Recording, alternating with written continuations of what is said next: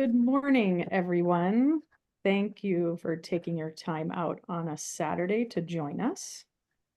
Buenos días a todos. Gracias por acompañarnos en un día sábado en la mañana. We will have Spanish translation for this session. After the recording, we will send out the Spanish translation. Contaremos con una traducción de este taller al español y la vamos a enviar una vez concluida esta grabación de este taller. Just so you know where you are in the Transitioning Together workshop, Transition IEPs, and Nevada Diploma options. I am Maria Barber, your host. I work with the Nevada Center for Excellence in Disabilities. Nomás para que sepan dónde se encuentran. Yo soy María Barber, trabajo para el Departamento de Excelencia en Servicio para el Departamento aquí de Nevada. Hoy vamos a hablar sobre el plan educativo individualizado y la transición de cuando uno sale de la escuela, los diplomas disponibles y qué tramo llevar o qué camino llevar después de esa transición. We here at the NSED and Family Navigation Network help families who have children and youth with special healthcare needs to navigate our complex healthcare system. Aquí en la organización de Family Navigation Network ayudamos a nuestros jóvenes y adolescentes y niños a cómo navegar nuestro sistema de salud aquí, que es medio difícil. The Family Navigation Network receives generous support from our funders, who are the Nevada State Department of Health and Human Services and Maternal Child Healthcare Bureau. Sorry, Julia. No worries. Aquí en Family Navigation Network contamos con el apoyo de las personas que nos apoyan financieramente por parte del Estado de Salud de Nevada y también de los servicios humanos, y también contamos con la ayuda por parte del Departamento de Maternidad e Infancia. A little about me. I have lived in Poquito the sobre mí. community for 25 years. Yo he estado aquí en la comunidad por más de 25 años. I have an 18-year-old daughter who has cerebral palsy. Tengo una hija de 18 años que tiene parálisis cerebral. So I am living and breathing transition every day. Yo vivo y respiro lo que es una transición todos los días. I know personally how important this period of time is for our kids and how little support and education has traditionally been given to families. Yo sé qué tan importante es esto para nuestros hijos y qué tan poco apoyo ha sido disponible para nuestras familias e hijos. And so this is why it's my special project to create this workshop series that focuses on transitioning our youth. This is a great area to be doing pharmacy drop-off. Can everybody please mute themselves? Es por eso que para mí es tan importante poder brindar estas opciones de apoyo para esas familias con las necesidades para sus hijos. Today, we're talking about transition IEPs and Nevada diploma options. Hoy vamos a hablar sobre las transiciones de un plan educativo individualizado y también las opciones de diploma. We will learn about transition IEPs, what they should look like, some tips for supporting your loved one through their transition IEP, and unique ideas for IEP goals that can support your student to succeed while in high school. Hoy vamos a hablar sobre lo que es la transición de un plan educativo individualizado. ¿Cómo deben de verse esos consejos y también ideas sobre las metas una vez que sus hijos salgan de la preparatoria o la high school? We will then move into Nevada diploma options for students with disabilities. Después vamos a hablar sobre las opciones de diplomas para los jóvenes con discapacidades. What they mean for the student while in high school. ¿Qué significan para un estudiante mientras están cursando la preparatoria? And what they mean for the student once they move into the real world. ¿Y qué significa para un estudiante una vez que ya están en el mundo real? We'll hear from two experts in the field of special ed and transition. Vamos a escuchar de parte de dos expertos de la transición de un plan educativo. Lanye Bigby is the Director of Special Education Programs and Projects at Clark County School District. Vamos a hablar con Lanye Bigby, quien es educadora especial en el condado de Clark, y nos va a poder ayudar ella con su información. Michelle Hinkson is a special ed facilitator with the Washoe County School District. Michelle es una educadora especial con el condado del distrito escolar Washoe. These women play a big role in the transition process for the two largest school districts in Nevada. Estas dos mujeres tienen una función muy importante para el estado de Nevada. And have kindly agreed to take time out of their Saturdays to educate us on these topics. Y amablemente han aceptado estar aquí presentes este sábado para cubrir estos temas. Before we get started, I'd like to go over a few rules and expectations. Antes de comenzar, quiero repasar unas reglas y expectativas. This is an open format, open forum type format. Somos un foro abierto. Ese es el tipo de foro que te contamos el día de hoy. If you have a question, comment, or suggestion, please raise your hand or type it in the chat. Si tiene una pregunta, un comentario o sugerencia, por favor, escríbela en el chat. Our moderator today is Kamala, and she will make sure you get your questions answered as quickly as possible. Nuestra moderadora es Kamala y ella se asegurará que respondan a sus preguntas lo antes posible. That's me. Nice to meet everyone. Thank you, Kamala. Good morning. Un gusto conocer a todos.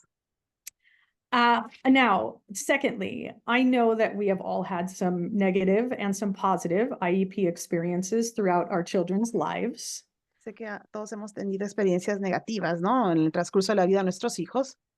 However, this is a workshop that is not a place to air our dirty laundry. Sin embargo, este taller no es el lugar donde vamos a ventilar nuestras malas experiencias. Sharing personal stories about experiences you've had with Nevada school districts aimed at the speakers won't be tolerated. I'll have to stop you and you can connect with the speakers at a later time. Preguntas que no son adecuadas a nuestras oradoras no van a ser aceptadas. Los dirigiré a que luego se comuniquen con ellos, con estas oradoras por separado. This is a place where we can share stories that come with solutions, suggestions, any services or team collaboration that you've experienced. Aquí estamos para estar compartiendo nuestras experiencias, soluciones, sugerencias y trabajar en colaboración como equipo para traer más soluciones. We can all ask our burning questions that we have about transition in the educational environment. Podemos hacer las preguntas sobre la transición que tenemos en el entorno educativo. And if the speakers don't have the answers for us, they will find them, and the answers will be in the follow-up email. Si por alguna razón las oradoras no cuentan con las respuestas en ese momento, darán seguimiento a través de un correo electrónico con su respuesta. Thank you for respecting these boundaries, and I hope you all leave feeling empowered by what you will have learned today. Gracias por respetar estos límites y espero que todos se sientan empoderados una vez que escuchen este taller. Now I'd like to officially introduce Lanye Bigby and Michelle Hinkson. Ya oficialmente me gustaría presentar a Leonel Bigby y a Michelle Hinkson. Good morning. Good morning. Thank you all for joining us. Muchas gracias por unirse a nosotros.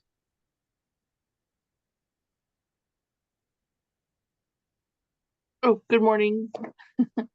Buenos días. Marsha, will you spotlight, please?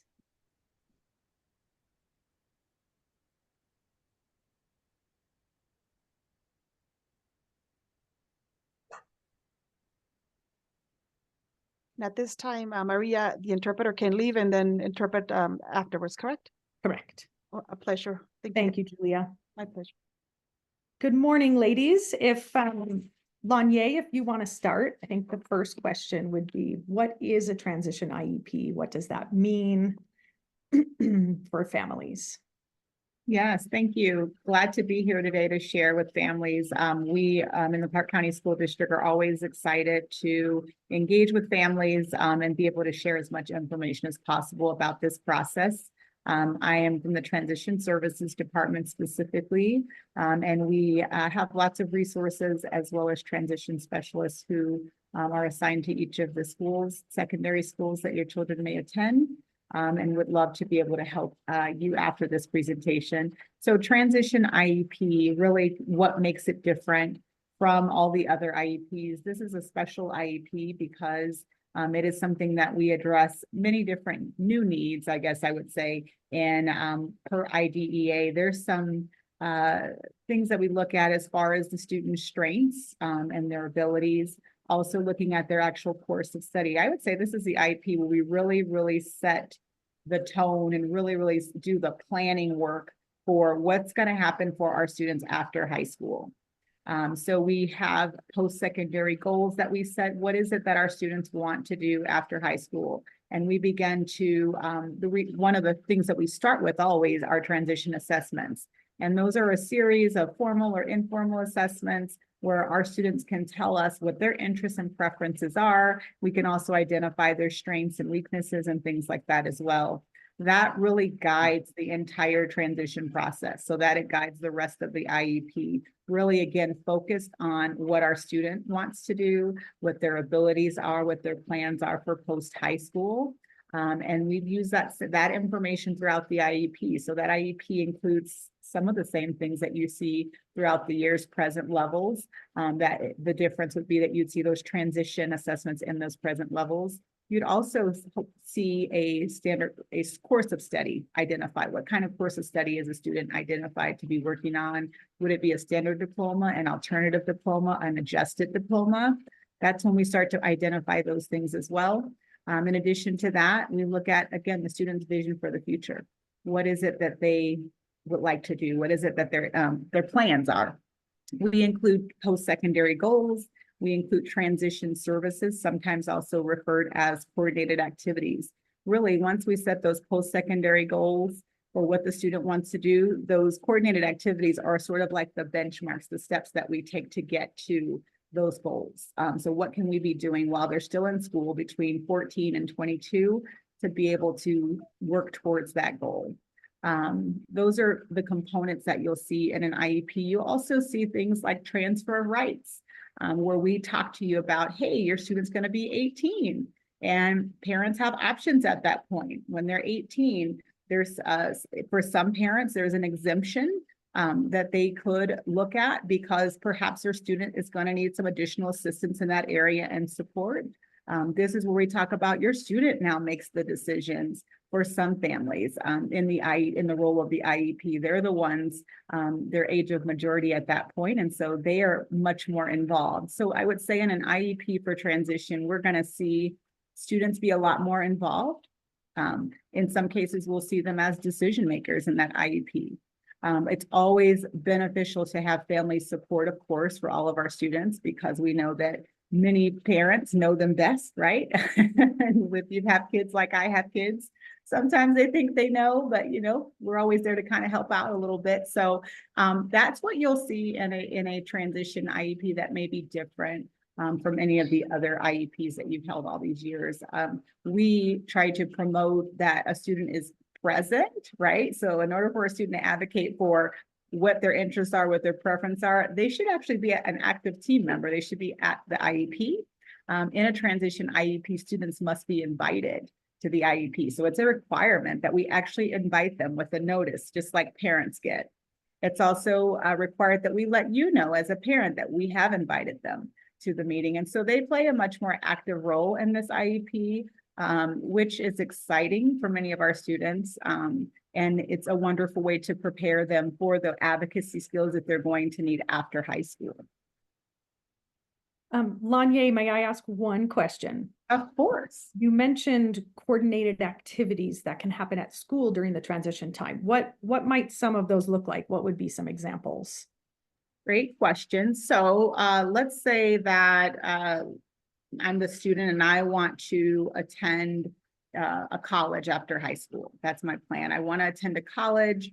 I specifically want to work in the hospitality field. I want to do culinary. So what is it that I need to do in high school to prepare for that? One of the coordinated activities could be the type of courses that I'm going to take. Maybe I'm going to take advantage of the CTE culinary program courses at my school. Maybe it means that I'm going to visit with the UNLV or whatever school it is. Maybe I'm a little bit biased. And whatever university or college it is, maybe I'm going to have an opportunity. The school's going to provide me an opportunity to meet with representatives or recruiters or advisors from that college so that I can get the information I need as far as the coursework that's going to be required. Maybe it looks like me having an opportunity to explore a program that we use in the district called Pathful, previously Virtual Job Shadow, and giving me an opportunity to really look at this career to see what's required of this career and what type of skills do I need to have and what skills do I have now, which ones do I need to work on. It could also be, you know, something like taking a community-based instruction trip out to a culinary location, whether that be a restaurant or a culinary school, to be able to get more information. So really working on skills that would lead to a student being able to meet that goal. It could look like my measuring skills are not that great right now. And if I'm doing culinary, I'm certainly going to need to fix that. So it could be certain coursework that will put me in the direction of working on those skills. So there really is not, I don't want to say that it's unlimited completely, but I will say that there is a lot of flexibility here. It's something that the school is able to do. So we're not able to write things that we're not responsible for. So if there's other agencies and people that might provide things to our students, we're not able to account for that unless that representative from that agency is there. But when they are there, it's wonderful, and we're able to address things that maybe some of our outside providers can also assist the student with to work towards these goals for after high school. So there is no exhaustive list of what we can put there, but again, it needs to be something that we can actually provide the student an opportunity with while they're in high school or middle school. It also can't be something that we put on a parent. You know, we can't say the parent's going to do this or the family's going to do that. It's the responsibility of the district to provide the things that we write in that section. So really, it's a collaborative effort with the family and the team to be able to figure out what types of things we see that student needing to prepare them for that next step. Thank you. Go ahead, Kamala.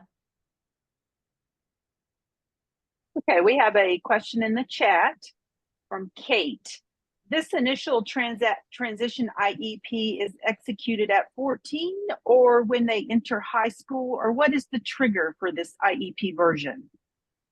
It is at the age of 14 here in the state of Nevada, which I love. IDEA says 15 plus, or the IEP when the student will turn 16, but here in Nevada, it's 14. So when they're 14, that's when it starts. We really want to say 13-ish, right? We really, and in the future in Nevada, we may be even going to a younger age here in our state soon, which might be 13. But we are at the age of 14 is what NAC indicates, the Nevada Administrative Code here in Nevada. Thank you. Go ahead, Michelle, with what you might have to add. Oh, I think she said just about everything perfectly. Just about, no, just kidding. It is really, I was a first generation college student in my family. And when I went to college, there was nobody in my family who could tell me how to do college, how to apply for financial, all those big pictures. And I kind of think of transition planning as that. It's families don't always have access to all the things that students need to go to the next step of their life. Parents and schools work together on transition planning. So yes, we write the part that we do, but the best plans are ones that are written with families. Families, you know your child a lot better than we do. You know the resources your family has to help support that. We know supporting resources that can help for steps beyond high school that you may or may not know. I didn't know that I could even apply for a Pell Grant. So transition planning, I like to say it's the IEP before they turn 14. So if they're 13, it's got to be in place when they're 14. I would like families and teens to start thinking about transition planning like middle school, like before middle school, because the classes we take, all the diploma options, which we're going to talk about in a little bit, dictate what classes students take, and really it kind of sets them up for the future. So I like thinking about it, that whole holistic family involved with, as an active member of the team doing the transition planning. Just like, I'm going to say your name wrong. I apologize. Lanye? Is that okay? Said the coordinated set of activities, or the activities that we do, is not a laundry list for parents to do. This is our part of this year. This is what we're going to do actively for your child. I think, and I also want to add that we also really look at an annual, like you have like a reading goal and a writing goal and a math goal. We look at an annual transition goal. When we talk about those long-term goals, we talk about them as like maybe 5 years out of high school. If I ran into one of my former students in a grocery store and I said, "Hey, what are you doing?" Right? And they said, "Oh, I went to college, I graduated, I bought a house," whatever they tell me, or "I'm still working for Home Depot," or whatever they're doing, that is kind of what my measurable post-secondary goals look like, right? It's that long-term after high school look. The annual goals are this year, what part of that piece am I going to take care of? Just like it can be academics, it could be self-determination, it could be organization, it could be whatever the student needs to work on that piece that coordinates with what they want to do with the rest of their lives. Since no one has a question, I'd like to share a personal story speaking to exactly this topic, what you both have just said. My daughter's a senior, and a couple of examples of our transition goals are that she would like to go to the Path to Independence program at UNR. So what does she need to do that? So she needs some advocacy skills to be able to speak to teachers and have that be comfortable and speak up for herself. So she is in leadership class this year, and we have expectations of her in that class to be involved and give her opinion and let her know that her voice matters too. We also have a goal for her where she needs to make independently, she needs to make a meeting with a teacher once a month, and she needs to go talk to that teacher about something that's happening in class or a homework assignment she doesn't understand. And a lot of times that will happen there's a period called Lancers Excel at our school. And so these are things that get her comfortable speaking up for herself, which is really important in the setting she hopes to go into. So that was just speaking to what our coordinated activities look like from just an individual level. So now IEPs, what happens when a family, which I understand this has probably happened to a lot of us, when a family doesn't feel like they're actually being included and they are part of this IEP process? What should a family do to kind of advocate for themselves and their loved one so everybody's input can be heard?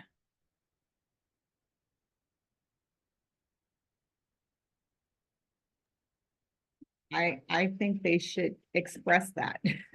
I think that it's important that families don't just go through the motions with us, if you will, through IEP processes if they are not feeling informed, not feeling included, not aware of the jargon and the words or the different things or the steps that are happening. It's very important that families communicate. So I think always the first place of communication would be the case manager that writes the IEP. And then there's obviously levels of progression from there if you're not getting the response that you need, which would be a response to find out how we could help you to feel more informed, more included, and more aware in the IEP. And so that's really, I think, what families should do. I think that when we think about the IEP process, just over the years, I think families can be very intimidated by the process. There's a room of people who, have studied this, they have knowledge of this, they do this all day. And as you said, some families are feeling like they don't know all the information, or they play a back seat to the rest of the team. And we would say that that's the complete opposite, that it's most important that the family be involved, be aware, and participating. And I would say in the area of transition, this is where we need you the most. And I'm a transition person, so I probably feel that. I think it's all levels, right? Elementary, everything, but certainly this is when we need parents' input the most. And so I would say advocate, communicate, communicate verbally, communicate in writing if we need to, be present at the school to communicate, whatever way works best for you, but please do that, because you have to understand that you have a seat at the table. You're a required member of the team for a reason. So as I loved what she shared about her experience and how her family didn't have the information. I could totally relate to that. And we don't all know all things. So coming into situations like this, we recognize that there may need to be some education that happens for families and things like that. But you have a seat at the table because your input is very important to the process.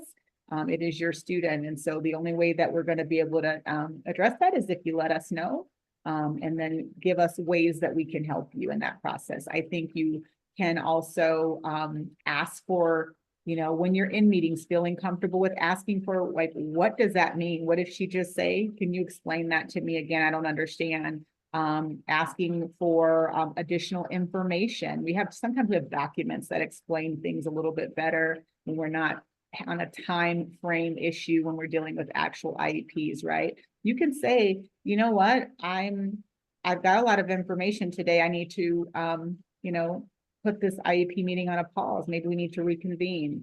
I need to kind of just soak up what you just shared with me and come back to the table.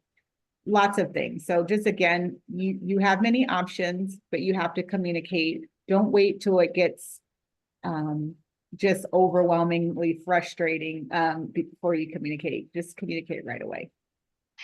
I saw a question pop up about, can students with IEPs go to college? That is a definite yes, and many of them do. I've actually had a former student of mine when I taught high school in a grad class that I teach.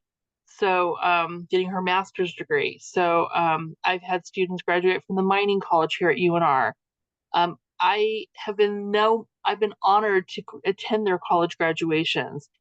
The Path to Independence program here at UNR is an exceptional program to allow all types of students access to the college experience. And then, of course, I happen to think UNR is one of the finest universities in the state of Nevada. And then TMCC is our community college. Many of our students, I see them on campus when I'm roaming around up there for one reason or another.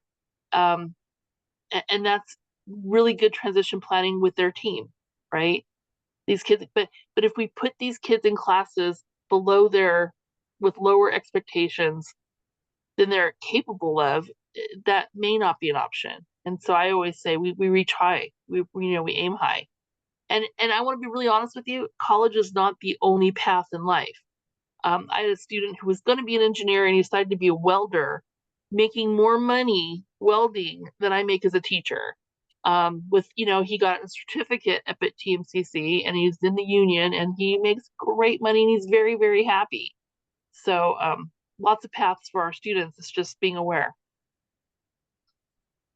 That's a great point. We also have Project Focus here at UNLV, similar programs. And we do see a lot of our students go to college. I think sometimes when we think transition, and this is even a mind shift for sometimes our educators all across the board, of recognizing that when we say transition, we're not just speaking about students who are transitioning to vocational programming, or students who are in self-contained programs or this sort of thing. There's a misconception there. We are talking all students in whatever those pathways are. And so here in the Clark County School District, we also have what's called the YES program, Your Educational Success. And it is a college course, a dual credit course that we offer juniors and seniors who have IEPs or 504s.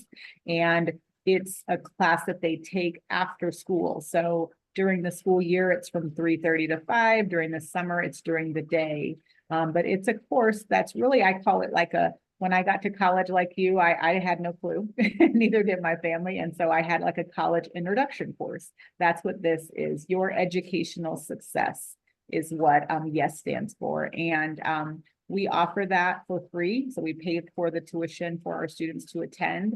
And during that class, we try to make sure that they understand all of the components of college, you know, like no case manager, no mom or dad to advocate for you and meet with your teachers.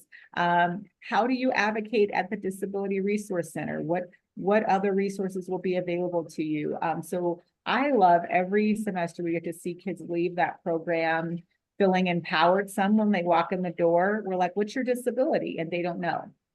They don't know that they even have one. Exactly. So we have to teach. We have to do a lot of teaching because this has not been something that they've been exposed to, and explain that, yes, you have abilities and you have some things that you're working on, and that's okay. So we do a lot of that. And again, it's of course offered each year, and we'll share information. So anything I mentioned that is by way of a program or something, Maria is going to be sharing the links for a lot of this after the event. So don't worry that you have to capture everything. But yeah, that's one of the great ways that we try to support college. We also do events that our parents here are notified by via Parent Link. So we're always bugging you, we know, during Parent Link. I'm a parent, so I get it. All the text messaging gets a little overwhelming. But one of the ways we communicate is through Parent Link from our department. So there are events that we have, for example, College Night. That is a night where we invite families and students of juniors and seniors again to come in to meet the college representatives, to hear from the Disability Resource Services centers, and to hear from even students who have had disabilities who are being successful in college. So those events are typically advertised via Parent Link, so you'll get those. And we have other activities throughout the year that, again, support that college attendance. Again, Pathful Explore, putting another plug in for that program that we will link. All students in our district, across our state actually, have access to Pathful, previously virtual job shadow. I'll have to keep saying because most people know it that way. But it is a great tool for researching colleges. It really, I've literally used it. We used to have NCIS in the state for other students, and my students, my children, we would go onto that site. It's very helpful. It tells you a lot about the colleges, what they offer. And yes, it's for junior, it's for middle school and high school students, Pathful. And it's free, and all of our students and teachers have access throughout the state. Actually, it's something that the state provides us.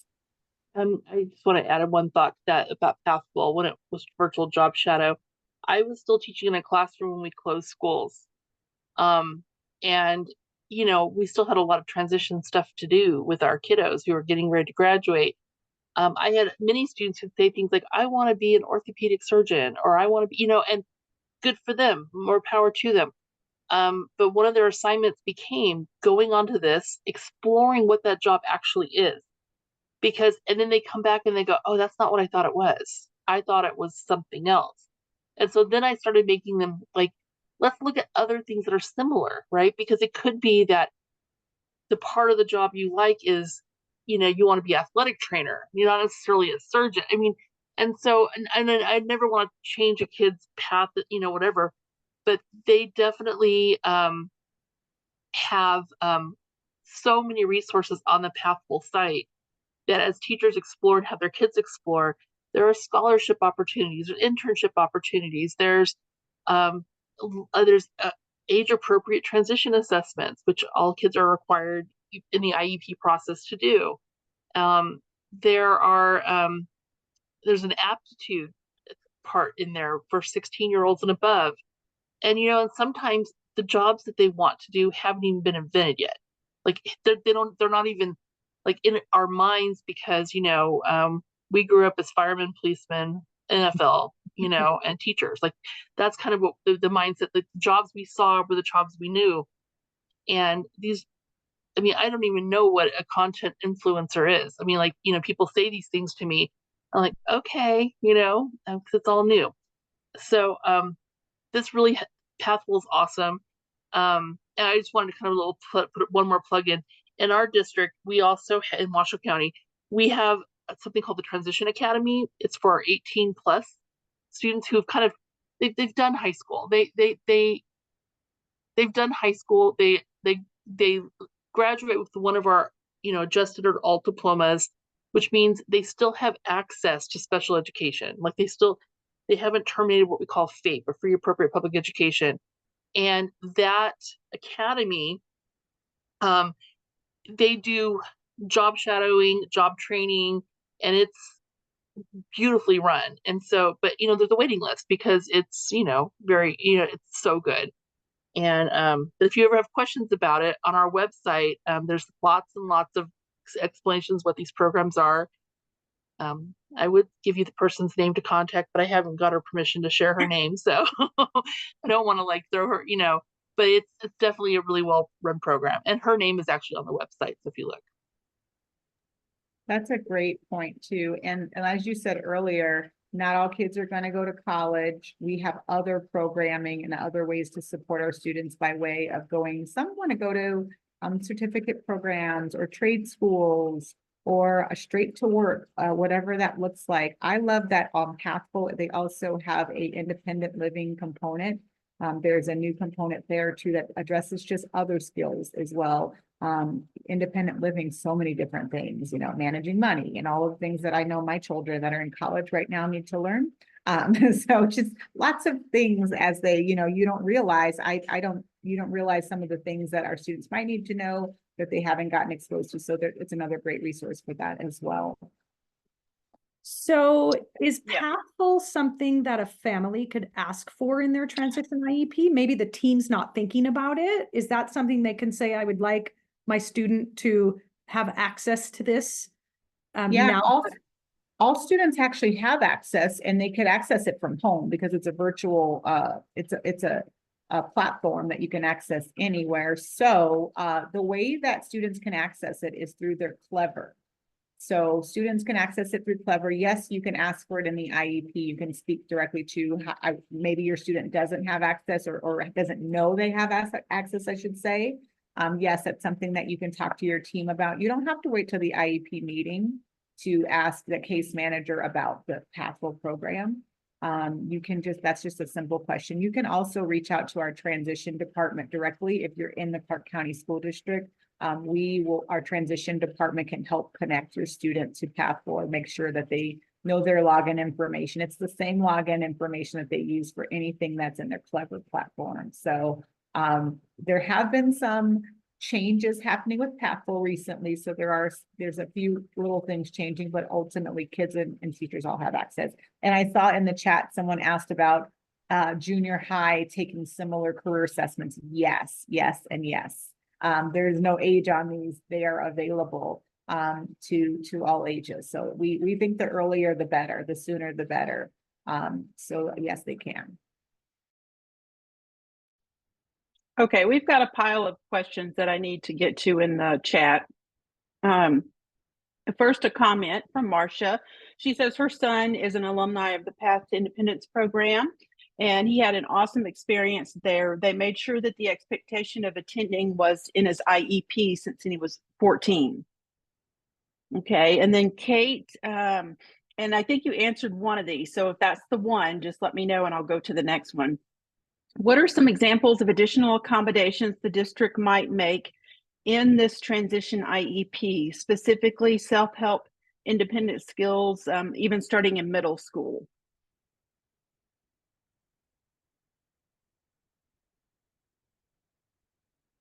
I wouldn't say that there's additional accommodations.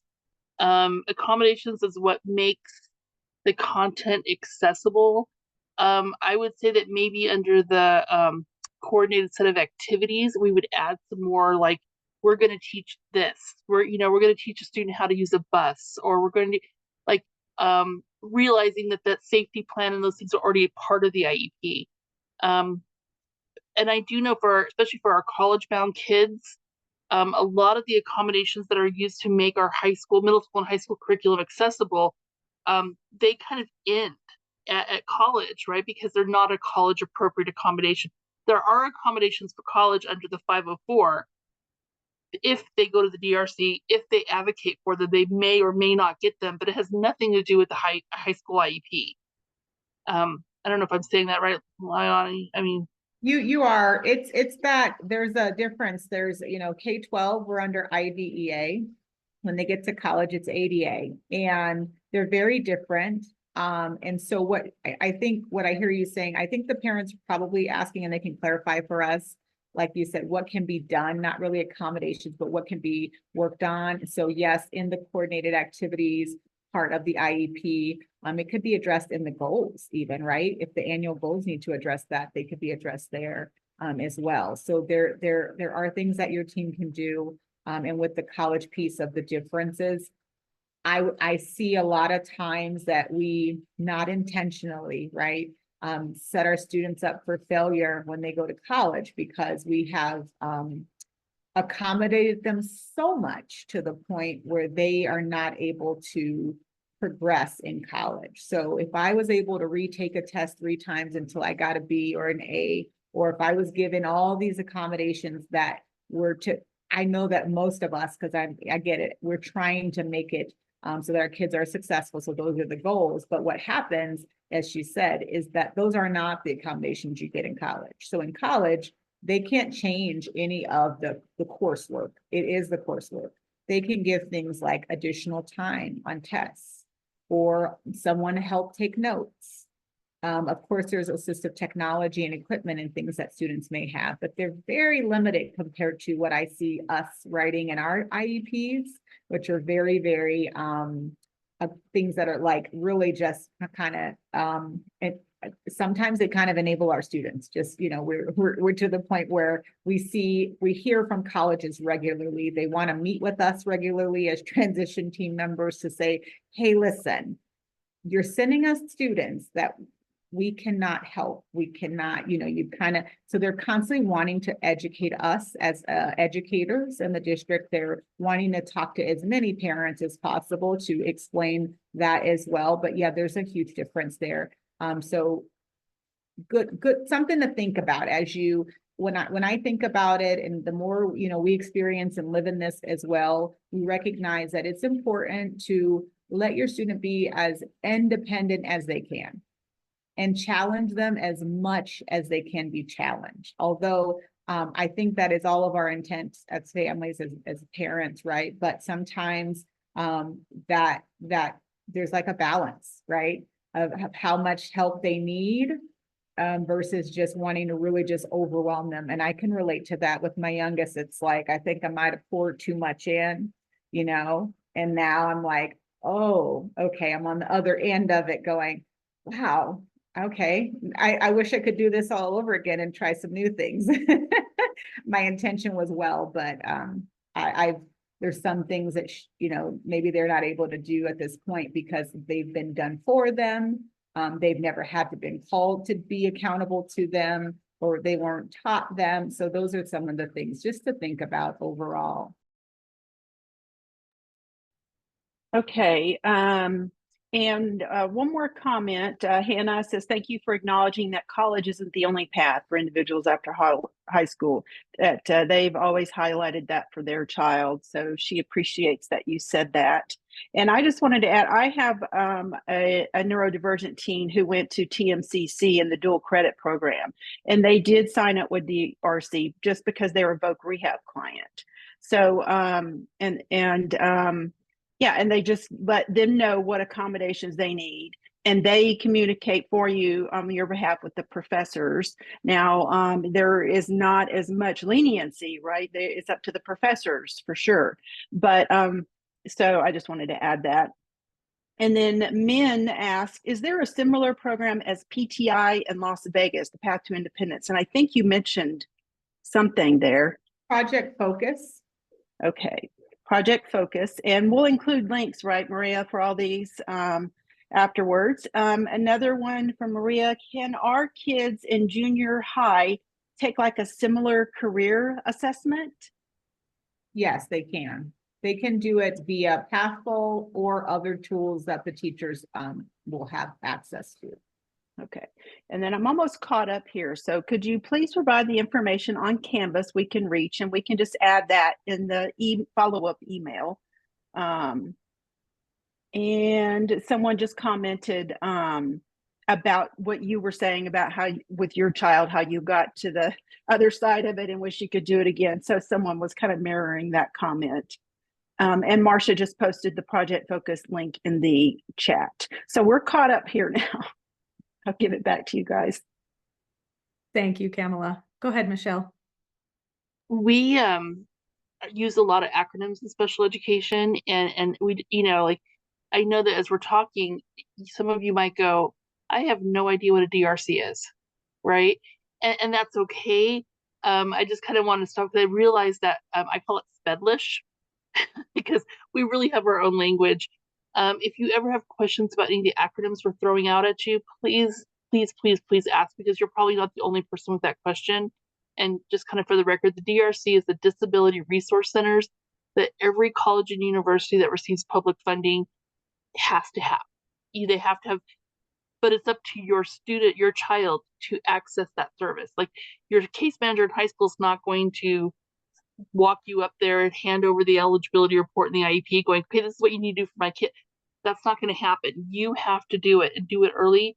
And I will tell you that I visited the new DRC. I don't know how new it is now. A couple years ago over spring break, just because I wanted to see it. Glorious building, glorious access for kids. Everything from the kind of AT to testing rooms to they have writing help and math labs, and I don't know. I just think that if you, and I'm sure UNR has something almost as good. Just kidding. But I just really take your child up there and just take a look at what they do offer. Talk to the staff there. They can tell you what kind of accommodations based on the needs of your child. And they can also tell you, well, we don't let students use their notes on tests. Like, that's just not going to happen here. Or it's not going to happen that you can use open notes on your tests. Or maybe we can let, whatever. But they will explain to you the policies within that university and the professors that your child will have. Yeah, on that same topic, I would say I wanted to correct something. I know we were talking about the Disability Resource Center and getting accommodations. It's the team at the Disability Resource Center that determines the accommodations, not the professors. I don't want to say thank goodness, but because sometimes professors don't always understand and know the needs of students, but the staff at the Disability Resource Center are experienced in this area. How they decide is through the records that are submitted. So they look at previous 3-year re-evals, what we call multidisciplinary team reports that you usually do every 3 years if a student has an IEP. They look at IEPs, any other information that you would have if it's something medical related to your student. They look through all of that information and they determine what accommodations are going to be available. Again, with our IEPs, a lot of parents, the senior year, they'll be like, we want you to write this in there and write this in there, because they're thinking that if they write it in our IEP, that means they'll get it at the college, but it doesn't work that way.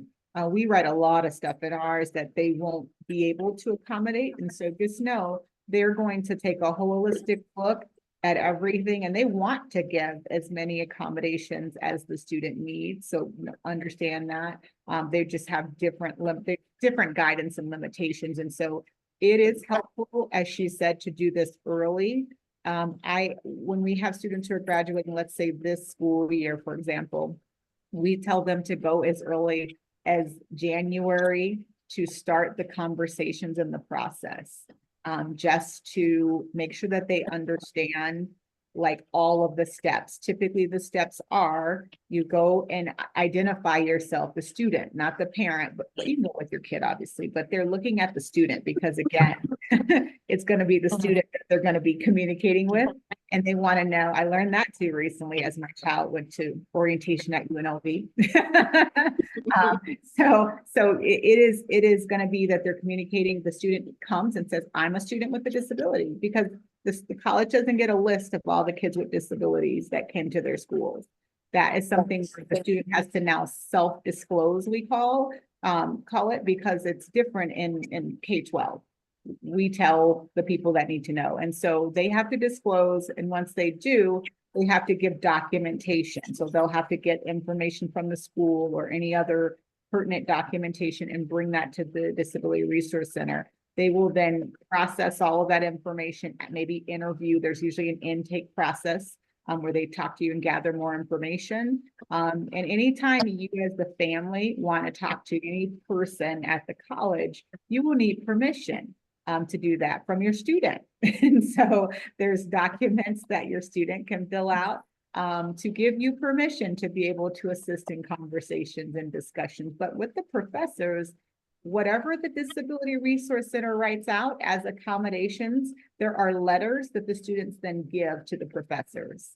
And that's the end of it. So they just take their letter to the professor and that's it. They don't have to debate and go back and forth. They give it to them. Now, from our students that we know are in college and have these experiences, they tell us that every now and then they have to advocate for themselves a little bit more, or they have to go back to the Disability Resource Center and let them know they're having some trouble with a particular professor. But it's really all them. And my point is, it's not us as parents. So that piece of our students understanding their needs, being able to speak to their needs, or even just understanding where to go is huge when we talk about this. And then this is like, I don't know if it relates to anybody who's in this group, but these transition resources, we really haven't talked about voc rehab much, but it's a huge one.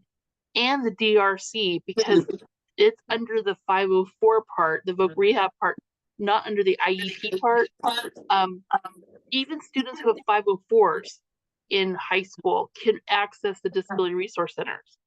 So students who maybe have diabetes or who have, the things that don't typically get IEPs, but we agree they do probably sometimes need additional supports. So just kind of thinking that if you have a child maybe who has ADHD and doesn't have an IEP, but maybe on a 504, they can access the Disability Resource Center as well. And voc rehab. Yeah, so voc rehab is the state agency here. Most people are familiar with it, the Department of Employment, Training and Rehabilitation, DETR. I always ask people, do you know anything about unemployment? And they say, yeah, that organization. And I say, yeah, that same organization is a state agency, and they have an arm called Vocational Rehabilitation, a department that works specifically with people with disabilities, all ages. It's something that I always like to call maybe like a lifelong service. So it's something that goes with students after high school. It's not something that they only get because they're students in schools. They provide an array of services for our students. Once a student opens a case, they have to be 14 to open a case, which we highly recommend that parents do right away. I put the link in the chat because the application's on there, and they've really streamlined the process, which we greatly appreciate. Old school, it used to be like a 30-page application, and it was really kind of complicated. Now it's much smoother. They provide a wealth of services to our students, and that might look like for college, it might look like them being able to pay for a portion of college if students don't get the full grants that are available. It might look like them assisting with the Disability Resource Center services, or having someone to kind of help your student they're just another partner to help walk through the process of going to college. They can provide assistive technology. Their job is to remove any barrier that a person with a disability has to education, to career pathways, to vocational things. So that's their role. So whatever the barrier is, if a student is not able to get somewhere due to transportation, they may provide bus passes. Sometimes they do a little bit of Ubering. They might help get the student travel trained, we call it, where they learn how to ride the city bus. They might assist with helping get paratransit set up. Or I love lately, they have special providers who are helping our students with driver's education and behind the wheel tests and instruction. So that's also a thing that they do. By way of, if it's something related to careers, it involves a lot of those assessments we were talking about, assessing the abilities of our students. So they have vocational assessments that they do. They help by providing job coaches to coach students when they get a job, because a lot of our kids can get a job, but then maintaining it is a little more difficult. So they have someone who can work side by side with them on a job, or help them fill out job applications, go on interviews, create resumes, lots of things. And that's not an exhaustive list. I mean, just so many things. They have specific areas for students who are deaf and hard of hearing. They have a vision services side of their house as well that are specific to that. And they also do customized employment for our students who, I don't want to just go work at a typical job. I want, like you said, a job that we haven't even heard of yet. I want to do something different. They have a department that really manages that more customized employment as well. So a great resource. It's never too late or too early. I would say early is better. So if you have a student in middle school or high school right now, and you think they might need services, anything related to what we talked about, I would apply. It doesn't cost anything to apply, so you're not going to lose anything. It is a state agency. So I always say there are steps and processes, right? So they'll be emailing you and you'll have to respond in certain time frames and things of that nature to follow it through. And if you get all of that done, you'll be able to choose at that point what services your student needs. The longer they're able to have that case open, the longer that voc rehab counselor assigned to them will be able to do a better job of helping the IEP team and your family transition plan as well. And just to kind of piggyback on that, if you do have college-bound kids who, are seniors right now, there is not a deadline, but it takes longer to process college-bound stuff. So if you think like you should have your application complete, I would say before spring break, and maybe earlier, hopefully earlier than that, because the longer they have to work with you, the more they can do. And I do want to send one more shout out to VR, because they have provided something called PAES labs, PAES, vocational training labs in most of our high schools and middle schools for our students. And I tell you what, like my school had one. We actually went through it as a simulation as teachers, just to kind of find out, like, those skills are real life job skills, training, and they are leveled. So, and the kids they can experience like sewing or cooking or computer skills, or I'm thinking, like that's like hospitality skills. They can practice office skills. There's 6 different levels, 6 different domains. And then they can say, you know what, I don't like doing that kind of work, or I love doing this kind of work. And that also helps prepare for the future. But big shout out, because voc rehab helped make that possible in our district. Yes, and PAES is something that is a part of their pre-ETS section of their division that falls under voc rehab. Pre-ETS stands for pre-employment transition skills. And that means, again, that same age group, 14 to 22, what can we do to help prepare you? They're a part of the team saying, what can we do to prepare you? And this pre-ETS is something that they have a lot of funding to provide students direct instruction by way of, in our district, and maybe in yours as well, it looks like vendors who they've hired to come into our classrooms and teach transition skills to students based on the needs of the classroom that the teacher has identified. It also looks like camps that they provide, that they're not at the school, but sometimes I've been to some of our camps here in town where we've done them on spring break or Christmas break, or, in the summer after school. They offer lots of camps that are very different focused. Some are college focused. Some are, just figuring out life focused, and others might be vocational based. So they offer a variety of camps that students can register for. They're free. You don't have to have an open case with voc rehab to attend pretty much, I'd say 90% of the camps and activities. There are a few activities that they do, camps, like their Crave camp that they offer here, where it's an overnight college experience for those kids who are going into college, which requires a little more funding and support. So those specifically are for students who have open cases, but they do offer a lot of services and they're free. You as a parent can request them, the teachers can request them. So that will definitely be one of the links that you'll get from Maria. You'll have their brochure. It's a statewide service. As we mentioned, DETR is statewide. And so, Nationwide. yeah, nationwide, Yeah. actually, yes. Every state has one. The question came up about pays in the middle schools.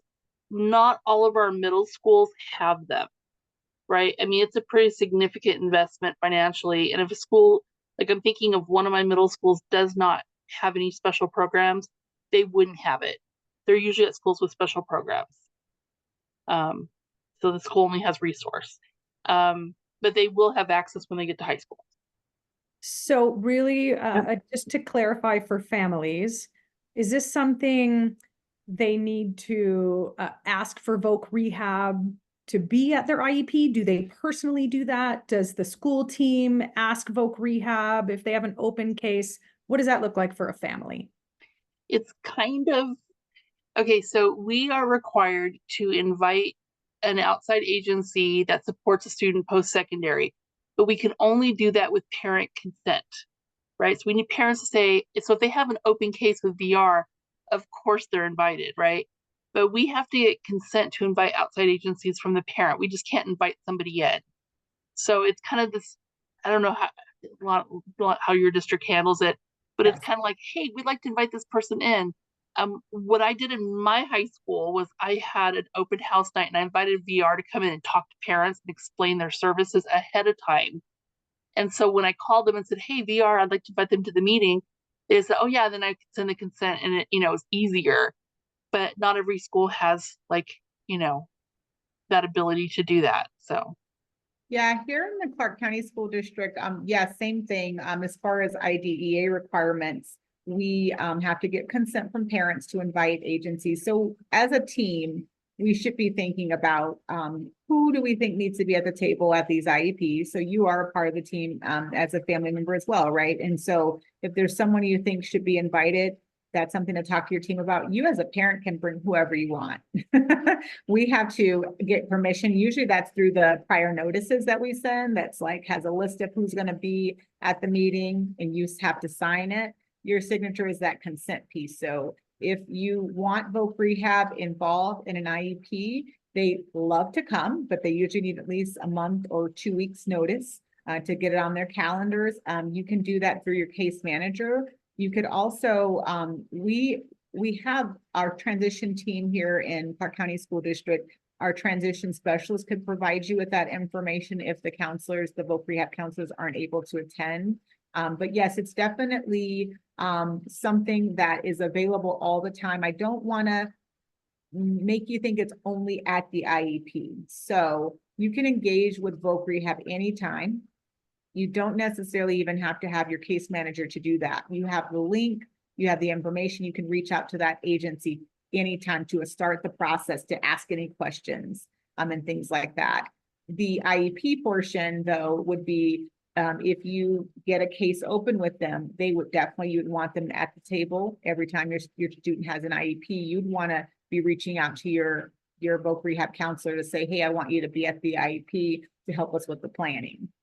We can do that as well, as she said, but you can do it as well once your student has a case. I think otherwise, just having them come for information, you can do that anytime. I don't want you to think that it's limited to the IEP, but yes, you should have them involved. The other agency we work very closely with, that's a state agency, is Desert Regional Center. And they also provide a lot of vocational supports, independent living supports, respite, meaning that you may get as a parent, they may give funding for your students to go do activities, or for you as a parent to have a break for them to go do some activities. So there's an array of services that they too provide. They specifically support our students that have intellectual disabilities, students with autism. Those are the students that they primarily support. So there are two agencies. Again, we'll send their information as well, Desert Regional Center. And ours is Desert Regional here, but that's in the South. We're Sierra Regional Center, SRC. And there's one of these pretty much in most of the districts in Washoe, in the state of Nevada. I don't know the names of all of them, but in Washoe, it's Sierra Regional Center. Okay, I'm going to get us caught up over here again and just share a success story with about voc rehab. I have a neurodivergent teen, level 1 autism, ADHD, anxiety, and depression. So they didn't qualify for SRC, right? But Voc Rehab, they do qualify for. And Voc Rehab is actually really fast at responding. And their application, like you said, is easy online. It is fast, it is easy. They are back to you. You're set up with an appointment. It just goes lightning speed compared to many other things in this, that we have to apply for and stuff. And they pay for driving lessons, 16 hours, I think, of driving lessons. For everything related to that, everything related to the TMCC dual credit program that the Washoe County School District didn't pay for. Yeah, so I mean, we had a great experience with it, and they're still using them at UNR now because they're beginning at UNR on Monday. So our next question from Nancy is, can you just clarify when the age of majority needs to be signed? I was always told the year they turned 17. Yeah, so when we're talking about, there's some, depending on your student, there is an exemption for age of majority as well. That has to be started a lot sooner. So if you have a student who's taking the Nevada Alternative Assessment, and that's something that you want to seek out, that's going to start at 16, that process, because it takes a little bit longer, would start sooner than that. So depending on your student, it would be 16 or 17. And completed before 6 months before they turn 18. Like, so whatever that timeline is, we want it like submitted in the file, ready to go by 6 months before they turn 18. Okay, and then Maria asked, I am going to insert a word here. I don't know if one got left out. So please, Maria, correct me if I'm not asking your question right. How do we explain to our kids about the disability, and what ages are recommended to talk to them about it? Do you guys have input on that? I can ask Maria for some clarification if you need that. It really depends on the child.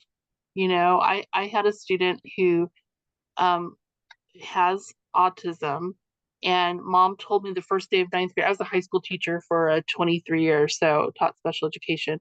And mom came to me and says, he does not know he has a disability. He does not know he has autism. Please don't tell him.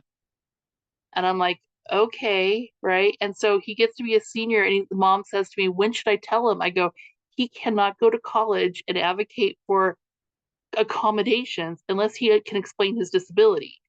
And so mom finally sat down with him and said, bud, you have autism. And he goes, okay. And he's like, have you wondered all these years why you've had speech and da da da da da? And it's like, yeah, I just figured I needed help, right? And so don't underestimate your kids, but your child the best. I don't know if you guys have, I'm just like, before they leave high school, they need to understand how their disability impacts their everyday life, how it's going to impact employment, education, training, independent living. The kids, know, and honestly, most kids these days kind of go, oh, okay, because it's just kind of pretty prevalent in our schools and in their lives and on TV, and it's like, okay.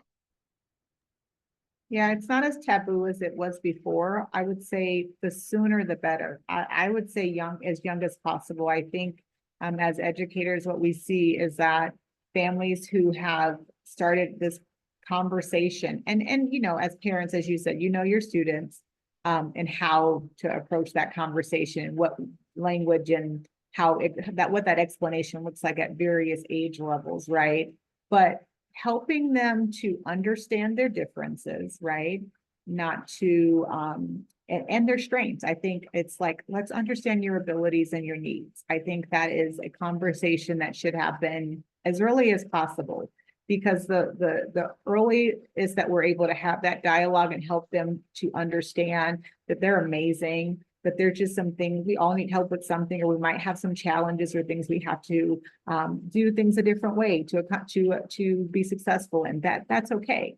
And teaching them that how to advocate, how to say, oh yeah, I need to I need it this way. When you say that to me, can you give that to me in writing? Like the way that we teach them how to advocate, the sooner the better. I think young ages, I think elementary, I think, the more practice we get in helping them to accept and understand that this is who they are and it's okay.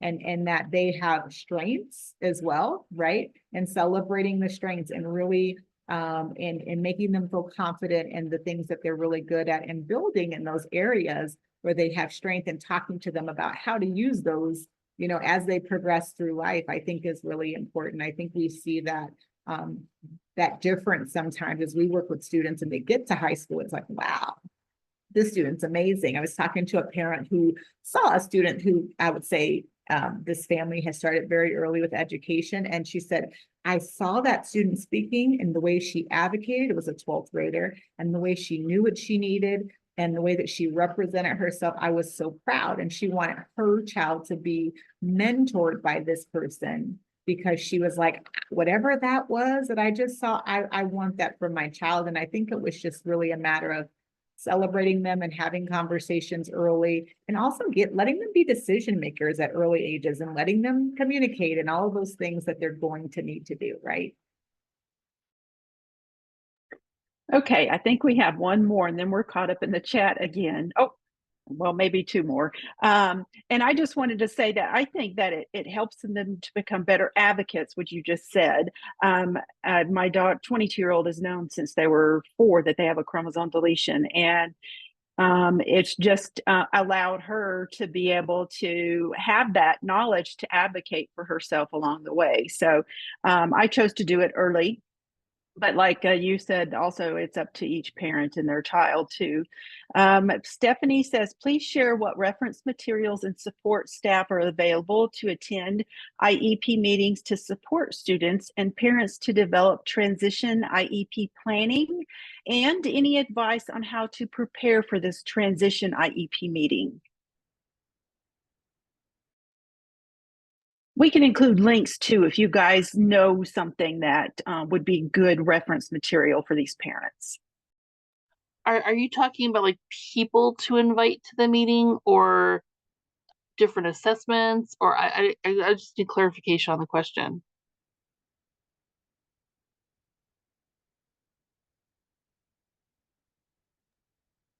Pamela, you're muted.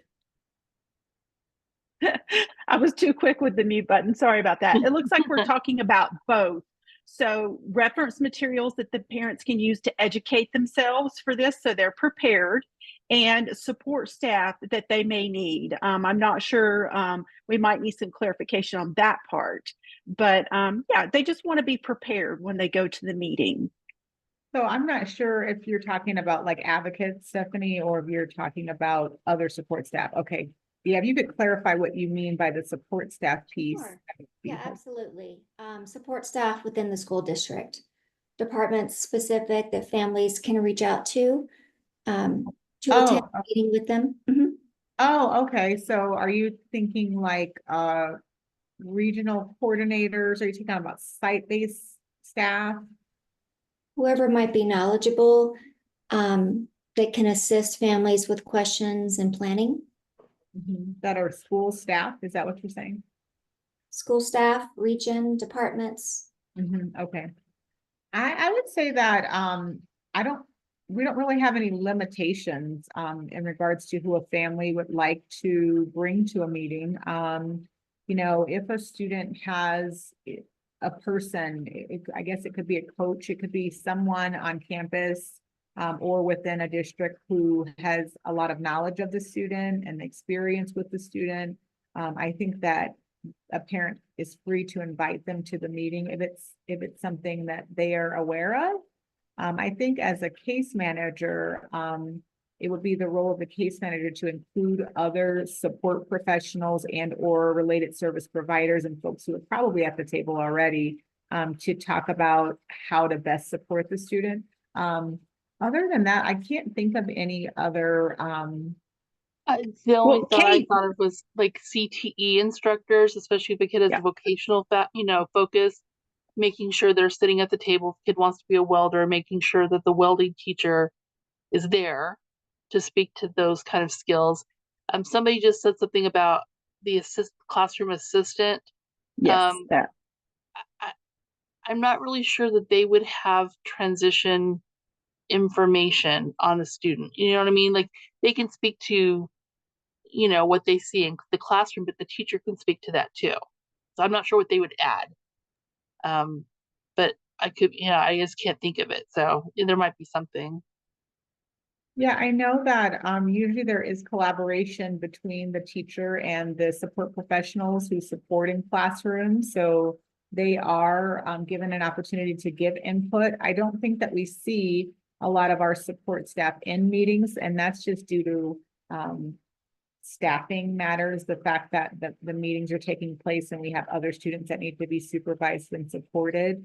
But certainly, if a parent feels like there is a need for that, I'm sure that's a request that could be made at your school site, certainly. So how do you get that? You can request it. I think the other question was how resources for parents to prepare for a meeting. And I'm gonna have to see what kind of resources we have for parents. I can't think of any, but I will reach out to Nevada PEP, who is an awesome support of our parents.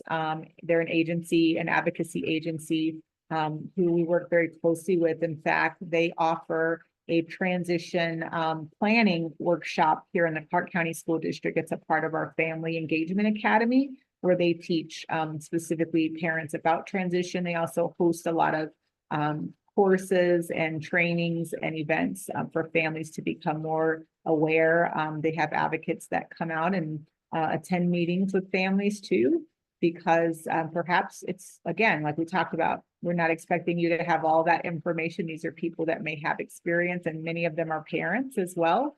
I think that that's something I can look into and see if there's any documents that they have. As far as preparing, in my opinion, for a parent, I would say that it's an expectation that you have a draft of your IEP no less than 10 days before the IEP, right?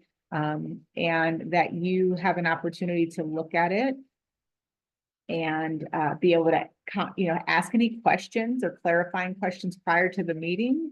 Add any information that you want to have added to that document as well. I think if you have questions about what's going to be discussed at the meeting, everything should be outlined in those notices that you get. It usually has little check boxes where it tells you the things that are going to be discussed or addressed at the IEP. Reading the IEP should give you some information to prepare, because perhaps you're reading it and you start to have questions about some of the assessments they've done or some of the reports that you're reading in the IEP, and being able to have dialogue with those service providers to ask questions.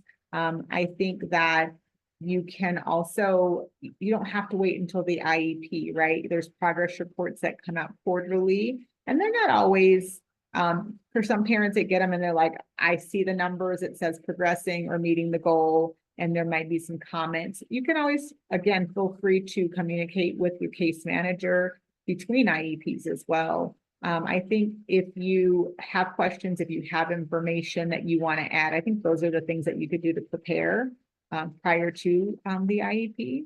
Maybe even looking at the previous IEP that you had to kind of make some comparisons to see where we were, what we were working on, and what's being reported now, and what we've accomplished and done, or where we still need to work. I think that's a good way. And also feeling comfortable with asking for, maybe if there's just a meeting that you want that's outside of the IEP, where you're just meeting with the teacher to get information or ask questions, that's okay as well. You don't have to be at the IEP to ask questions about the IEP.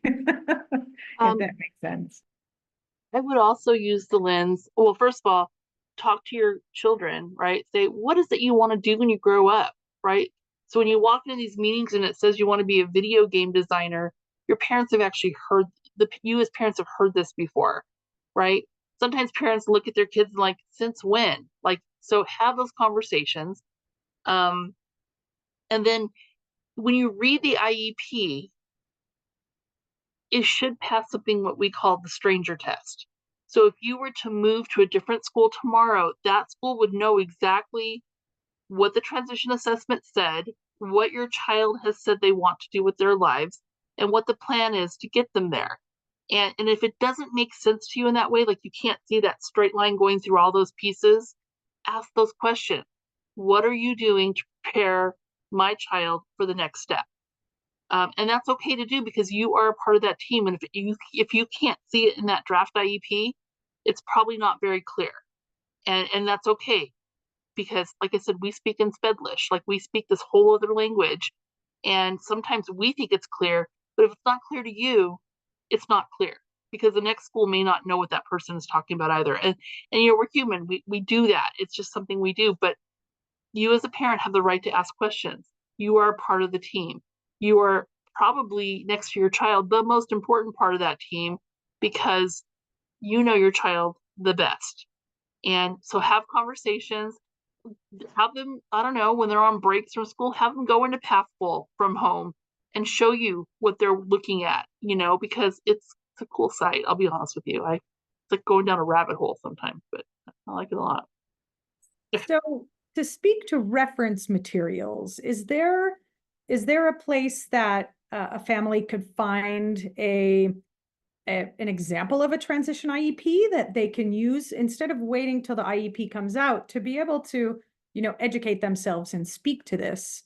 Would there be a place to find a transition IEP for a family that, you know, might not be tailored to their loved one, but as an example of, oh, this is what I should expect. Okay, we should talk about transition IEP goals. Here are some examples, or, you know, something of the sort from a reference material standpoint. I am not aware, but I believe because there are so many wonderful resources, whether it be from our national technical assistance or our agencies that work with families, I can look and see if there's something available and follow up with Maria to share. I don't know of anything at the moment where there's a sample that's for families that explains all of that, but I'm sure there is, so I can definitely look into that. Okay, thank you. Let me see if there are any more. We're caught up in the chat. Okay. Yep. Thank you. I think from my standpoint, we may have touched on, you know, everything we can share with families about transition IEPs. Does anybody else have any further questions? Oh, we just had some, I think, yeah. I had a transition specialist tell me that if we have an IEP student on track for a standard diploma, but would really benefit from transition services until 22, we could graduate them with an adjusted, provide transition services, and then go back and change the diploma type back to standard. Is that correct? Or would you advise us to just not graduate the student, keep them as a UG, and then give them the standard when they are ready? So we educate the entire child. And so sometimes there are students who have checked all the boxes for the coursework. They did it. They met all the requirements, 4 years of English and yep, all the things. But they still need additional support. As we know, looking at our IEPs, they address not just the coursework requirement, but their functional, their vocational, their post-secondary goals, lots of different things. And so we, students and families have options based on the student's needs. So that's all individualized decisions made by the IEP team, but students and families who have students who, again, have met all the coursework for standard diploma and require additional transition supports, have opportunities, if there is data and information to support that, to have other options be considered for them. So what we don't want is to have students leave our district without all of the supports that they need. If there are, again, if there's data to support that they really do need additional support, we want to be able to provide that support. And again, it's handled on an individualized basis. When we talk diploma options, we'll talk a little bit about why I think that question is being raised. It is because the students who earn what we call a standard diploma, that ends what we call FAPE, another acronym for free and appropriate public education. And that means that once they get that standard diploma and they have received it, IDEA says, we're done. They've met the mark. Great job, right? And so that means special education services in. So they could be 18, they could have a standard diploma, and they may still be in need of supports because, again, there is a reason why our students can stay until they're 22. Many times they need additional instruction, additional time. And so there are options for that as well. We'll talk a little bit about the diplomas. I think is kind of where we're shifting, maybe. Yeah, let me get to one that's in the chat Okay. because it doesn't have to do with diplomas.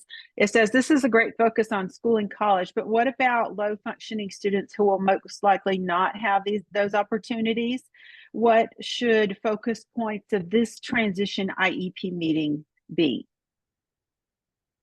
Really, it is the same components, but maybe just different things involved. So when we say, you know, advocating, assessing students, all the things that I think we've talked about today are relevant. The agencies that support may be different. So when we talk about, we might be talking more about Desert Regional Center being a primary supporter over voc rehab, depending on the needs of the students, or some students have both services. I think it also means that as we develop the transition plan, for all students, it's required, not just for students who are going into vocational or college tracks. We are still talking about what will their life look like after high school. For some students, that might be in a supported environment. That might be in a supported work environment. That might be in a day program. It might look like them living with their family. It might look like them living in a group home or a medical facility. There's such a range of opportunities for students. So here, I know in our district, in our area, we have lots of programming for students who need more supported needs. So Opportunity Village is one of the vendors here in town where they have lots of programming there for students who have specific needs. They're not the only place in town that have them, but we're talking about doing the same thing. There is no different expectation as it relates to the law of what we should and shouldn't do based on where the student's going next, if that makes sense. So we still should be talking about, hey, what does the student want to do? What do they like to do? What do they enjoy? What's good for them? How are we going to make the transition for them to go to their next step? What kind of things need to happen? Do we need to apply for programs? Do we need to apply for agencies or housing? What kind of things need to be set up for them so that they're successful? So it really is the same conversation, probably just different components, different vendors, different providers that we would be looking at that point. But it's the same expectation for all the students. I do think that voc rehab, again, primarily is working with folks for competitive employment, but again, they do have a customized employment area for some students. For some students, they're not going to work at all, right? We were just talking, you know, in our district, we have special schools, and some of our students in our special schools are some of them are medically fragile. Some of them have very unique needs that need to be supported in a very different way. And so for those students, as we said, we're talking the same transition planning components, but we're talking about different things. And so I think that's the answer for us pretty much. Okay, we've got. Can I just add one thought? Yeah. Typically, transition planning has been done through the lens of the low incidence disabilities and not through things like students with learning disabilities. So the learning disabilities ones are the ones that we are having to think harder about because we're not used to doing is like the CLS programs and the comprehensive life skills programs that we have set up in our districts. They address those independent living things as part of their program. So their transition planning looks like their curriculum in school, but our students without low ed that are like students with learning disabilities, theirs may not. And that, so, you know, and so probably why I'm talking about the college part, I was a resource teacher. That's my lens I look through. But really, every single one of these transition IEPs, we're looking at employment training, we're looking at education, I guess that's training, and we're looking at independent living for every kid. And some of these kids are going to be able to live independently, no problem. Some of these kids are going to need a group home. Some are going to stay at home. Some are going to need, some are going to go in the military. Some are going to, these kids all have different paths. So we have to look at the individual part of the IEP, of the ITP, individual transition plan. And that part, and it's looked at for every kid with an IEP. Okay, so we're taking one last question on this, and then we're going to have like a 5-minute break before we shift to the diploma discussion. This question is, for our kids with autism in junior high and high school, are they graded by grades or graded differently? I'm assuming we're talking about something that would be in the IEP, right? So all students secondary are graded by grades. If you mean like on their report. Maria, Is did that you what- want to add to that or clarify that, Maria? The Maria who asked that. Oh, there you go. She's so unmute yourself and see if you can clarify that for us a bit.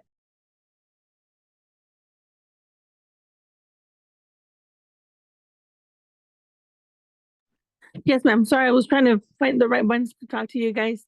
Good morning or afternoon. I'm not sure, everybody else is at too. I appreciate you guys. This is my first time actually talking to you guys about this wonderful workshop. It has opened a lot of the things that I didn't know about. What I meant by the grade is that I know my son started just junior high just this year. So it's a whole new transition for him. He had that thing thinking that he was still in elementary. He was ready for junior high. I didn't see any grades like, A, B, C. Right now, he's starting and I just wasn't sure. He's got a lot of, he loves mathematics. He's very on top of that. He definitely is very, very smart. He still needs to work a little bit on the English portion of it. But I mean, I don't know how they will grade him as far as how he does. And of course, in the future, I want the best for him anyways. And so I just don't know, besides the IEP, and individually from the teachers, from each class, do they grade him by those letters? Like, oh, they got an A, they got a B, and then also, of course, at the end by those diplomas, they have like a separate type of structure written on their diploma. They had this and they were graded especially this way for, I'm not sure if I'm understanding or explaining myself right. I apologize. Yeah, you are. Thank you for clarifying that, and thanks for asking that. Yes, they're graded by grades. So I think you're referencing in our elementary schools, sometimes you will not see grades. Because they're working towards an IEP. In secondary, you will always see grades. But a part of that process is they will also be getting accommodations that are addressed in their IEPs, right? So for the things that your student needs assistance with or needs support in, those things are addressed in IEP. They do play a role, or they do have an impact, if you will. They could have an impact in relation to grades, but there's no separate grading system or anything specific to a student with an IEP at the secondary level. They'll be participating in the curriculum like the other students, but they might have modifications to the curriculum, or they might have accommodations that they receive to help them. And then the grade is going to be the grade. So, Gotcha. Yeah. So a good thing to maybe look at is to look at your student's IEP, maybe even with the teacher, the case manager at school, and ask questions about looking at the accommodations and the modifications that your student is currently getting. And that will kind of tell you what the additional support is that your student is getting in that environment that's changed. Maybe in elementary, it might have been some things, and maybe they might have made some additional adjustments to accommodate middle school. And making sure that you understand what those are, and then also that your student understands, because they'll help them to better understand. If they get additional time, they need to know that they get additional time as an accommodation. If their grades are considered by both the general ed and the special ed teacher, they need that's something that you would want to know as a parent. It sounds like you're kind of asking about some of those things. So definitely, I think looking at the IEP and then talking to the teacher would be helpful. But yes, they'll receive just grades, just A, B, C, D, F, just like all the other students. And yes, those do impact diplomas and the type of, well, I wouldn't say it impacts the type of diploma, but they will be relevant to graduation, yes. And the person who I think is the best expert for explaining the diplomas and the grades and the plans are the counselors at the schools. So there's a counselor assigned to your student who can sit down with you and also explain what's going to be expected of your student, that you do 4-year plans, and what's expected of your student in order to graduate with the different types of diplomas that we have. Right, yeah, because I know we had like the little canvas thing where our parents have access to. And of course, I didn't see, it's got a portion where it talks about grades. And so when I click on my son's information, eventually I didn't see it. It talks about percentages and everything. And of course, in the future, for me, I never got a chance to have a scholarship or any type of programs that, you know, as all kids, you know, we didn't have that back in before versus now. And I want to make sure that, you know, the better grades he gets, the better GPA, you know, that he's got that possibility of maybe getting a scholarship, or, you know, just to at least have an idea of what he really wants to do, as you guys mentioned, that what he likes, because at the end is not what we parents want him to do, is what they want to do in a career, something that independently, you know, they're able to do on their own if we're not around. So, Yeah, you know, they decide to do their own thing. maybe include your student in the meeting with the counselor as well, as you said, to just make sure that you have an understanding and they have an understanding of just the coursework requirements for that level that he's at. And yes, the IEP team is also useful, as well as understanding, again, the accommodations and modifications needed for your student too. And that might be Clark County specific. So you need to make sure you ask whatever district you're in. Some districts do use SU grading instead of grades, especially if there's a lot of modifications. So you want to make sure you ask your team, because I honestly, I don't know if we still use SU grading here or not, but ask your case manager, they would know. Ask if you're in a role that, you know, ask your case manager. And Michelle, I can speak to that because I live that. My daughter loves to see her grades. So we do regular grades and she works hard for them. Some, you know, some students, some parents say, you know, I know we have this expectations of them, but we'd really love for them to get a satisfactory or unsatisfactory, which is fine also. But we were asked. So Lila was able to say, no, I want my grades. So, okay, let's take a quick 5-minute break. Let's see, it's 11:40. Let's be back at 11:45 and we'll start on diploma options.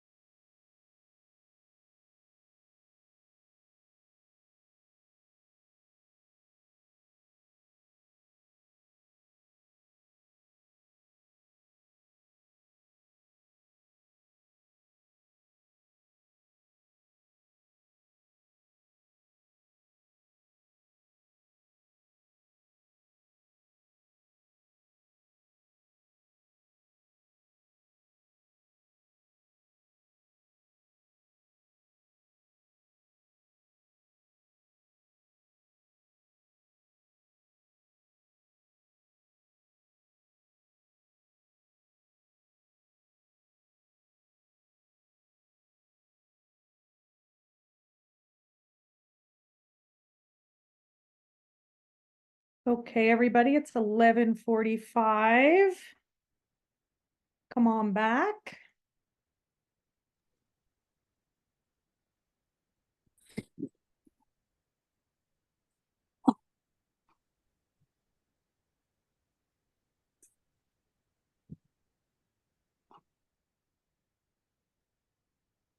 Give everybody a minute to come back on.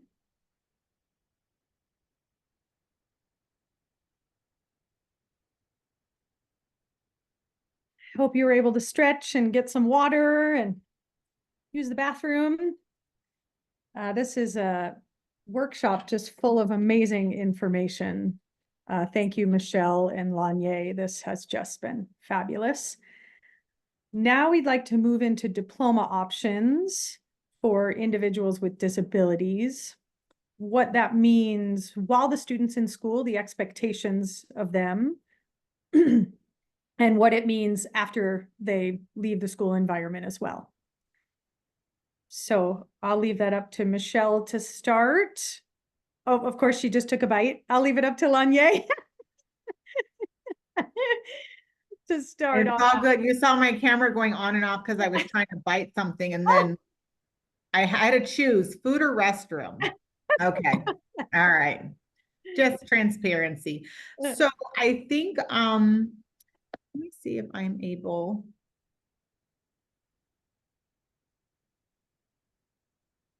Screen 2 here. I think this visual is, hopefully it'll pop up. Are you guys able to see that? Yes. Because my screen has now completely changed. I don't know what my screen is doing now. Let me see. Make sure I can navigate my screen properly. We can see the diploma options that you're sharing. I'm trying to see my view now since I added that. Sorry, give me 1 second. All right, I'll just try to work from my second screen. So the diploma options that we have here, there's 3 diploma options. And I think this table explains it best for many of the questions that may come up or things that we're talking about. So the standard diploma is just the diploma, the regular diploma, and there are variations of that diploma. You know, we have honors diplomas. We have a variety of standard diplomas that students can earn. But just the standard diploma is who's eligible students with or without a disability, terminates FAPE. So if you guys remember, we were just talking about when a student gets a standard diploma, their special education services go away. And so when we see the word FAPE, that's what that is talking about, yes or no. And in the case of a standard diploma, a student's FAPE would, yes, terminate. They would no longer be able to get special education services, K-12, okay? As far as the coursework goes, students have to complete all the required courses and credits. And so I was just talking about this a little bit ago, that sometimes students do meet all the requirements and they do check all the boxes for, you know, math, science, English, all the electives, but they do sometimes have additional needs as well.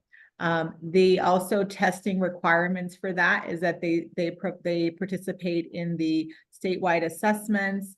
Right now, our assessment is the ACT, is what students are taking in high school. The next option is the alternative diploma, which is our newer diploma, I would say. And that who's eligible for that? A student with a disability that is assessed on the Nevada alternative assessment.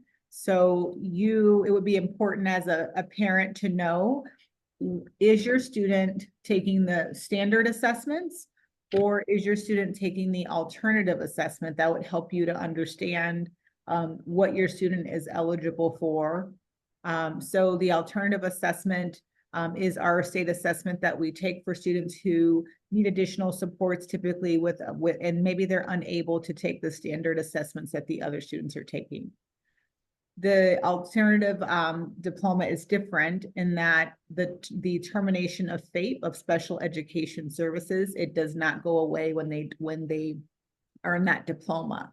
So if a student graduates and they earn an alternative diploma, their special ed services do not go away. They stay put. So that means that students can continue to get served with special education services. I think someone earlier asked that question in regards, we were talking about them needing more transition training and instruction. A student with an alternative diploma would automatically be able to do that because of their diploma type. They can come back to school for that 5th, 6th, or however many years they need to continue after and receive the special education services specifically. The coursework requirement is that the students complete all of the coursework required, that it's aligned to the Nevada academic content standards. And then they also participate in the alternative assessment. So those are the requirements for that diploma. The third diploma, the adjusted diploma, is, oh, I should, I'll go back and talk about the other two in just a second as well. I'm just kind of going to work through this first, but the adjusted diploma is for students with a disability who are unable to earn a standard or alternative diploma. The termination of FAPE does not end. So if a student gets an adjusted diploma per their IEP team decision, that student can still come back to school until they are 22. Currently in the Clark County School District, when we say until they're 22, it's not until their 22nd birthday in this particular district, and it may vary in others. For us, we allow students to stay in for their year that they are 22. So if their birthday, the year that they're turning 22, if their birthday is after the first day of school, they get to stay the entire year, but that does not include our extended school year services. They included in the graduation rate. I've been skipping that one, haven't I? Sorry. They're not included in the graduation rate. And their coursework requirement is to meet their IEP goals. And students may participate in the statewide assessments as indicated in their IEP. The other two diplomas, standard and alternative, as you can see, those are counted towards the actual graduation rates for the schools. And sometimes, you know, as a family, that's probably not, you know, a big deal to you. It is something, you may know that all of our schools are scored on various things. One of them is the graduation rate. And so that's just a piece there too. That's probably more relative to the school, not as much to families. Couple of things to know. And Michelle can jump in anytime on some of the stuff with this, because there's so many differences by way of, okay, now I know what diplomas there are, but what you can do after high school is sometimes impacted by the type of diploma as well. So for students who want to go to college, meaning you know universities and most colleges, they are requiring a standard high school diploma. If you don't have a standard high school diploma, then they would say a GED or something equivalent. So previous years, for example, our College of Southern Nevada here, which is our community college, they would have a test that people could take if they didn't have a diploma. They no longer have that. So a standard diploma is their expectation for students who are going to be what we call degree-seeking students.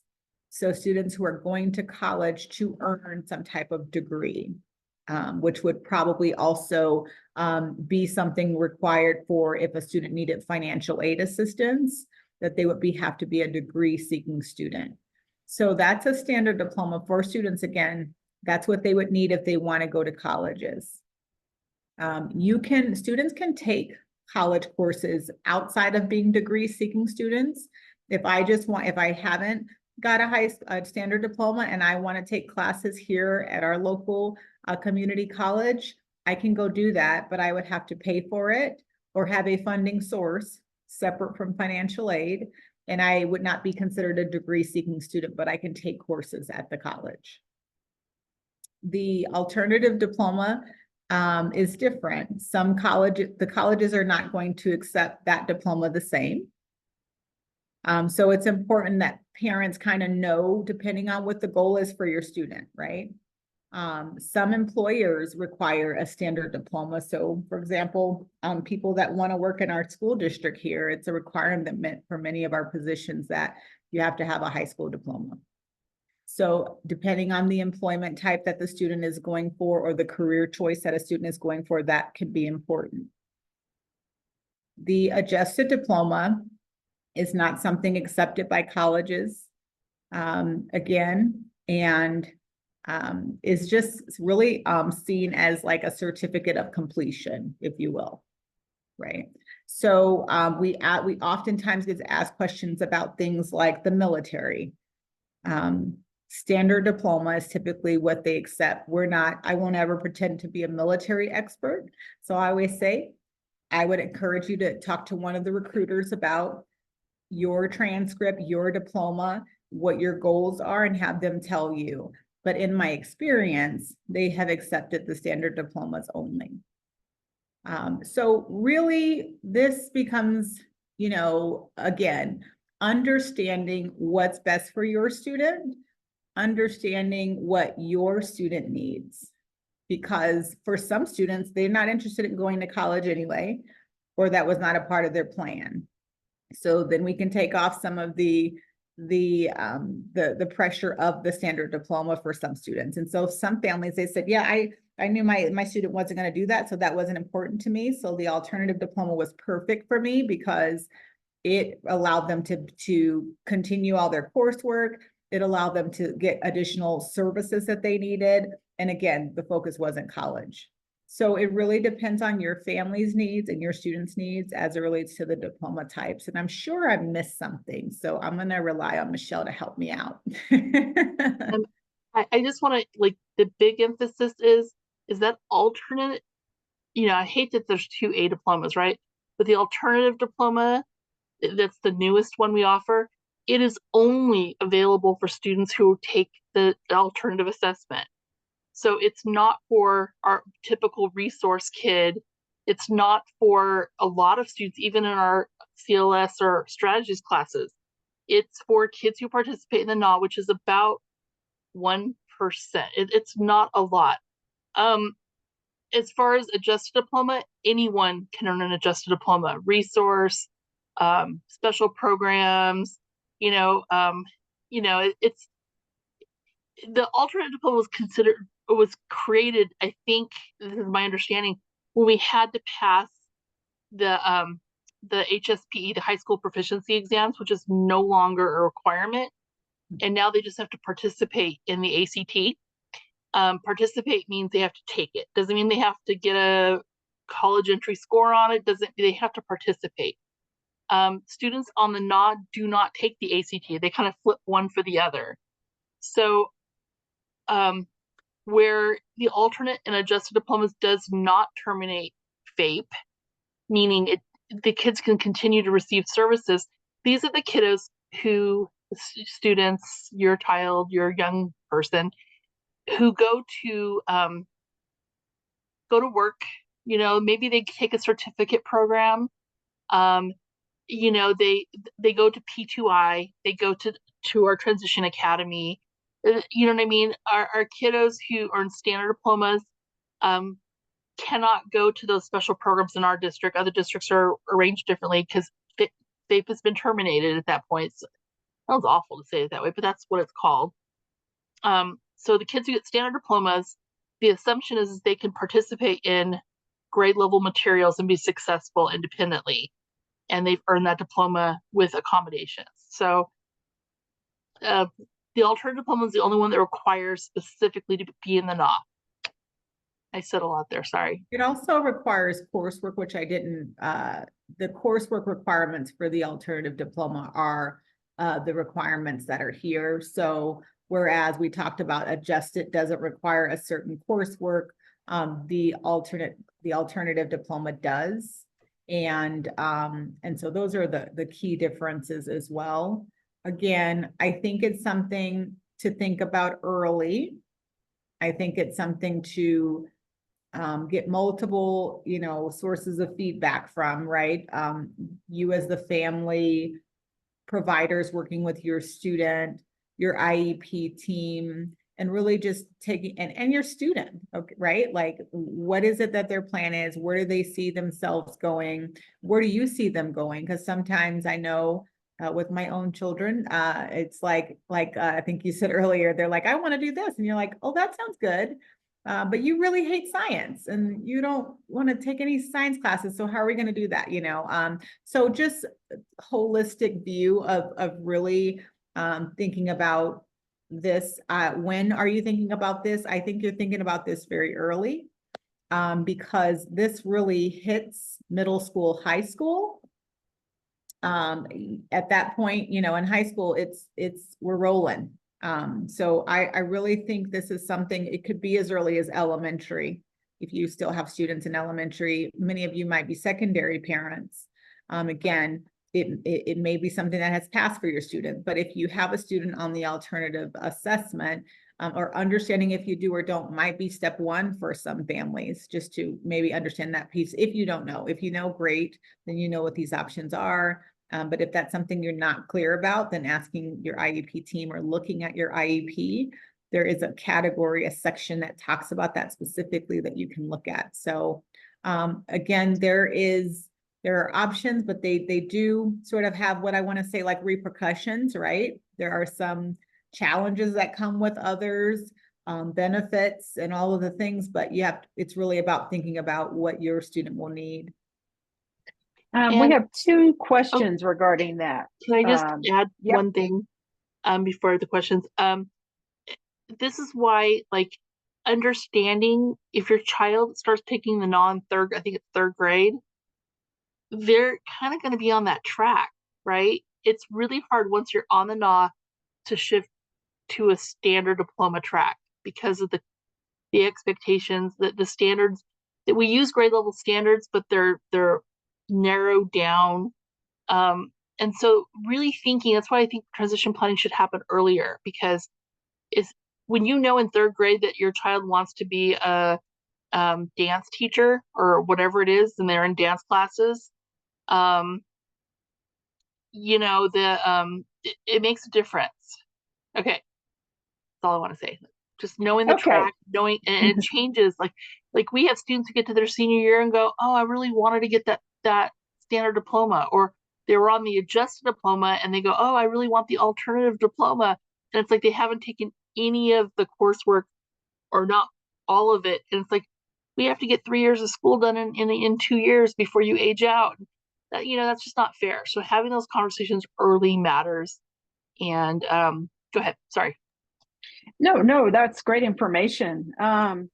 So there are two questions in regards to that alternative diploma. And one is the NAA, is that only conducted in their junior year? And the other question is, can a student go to college with an alternative diploma?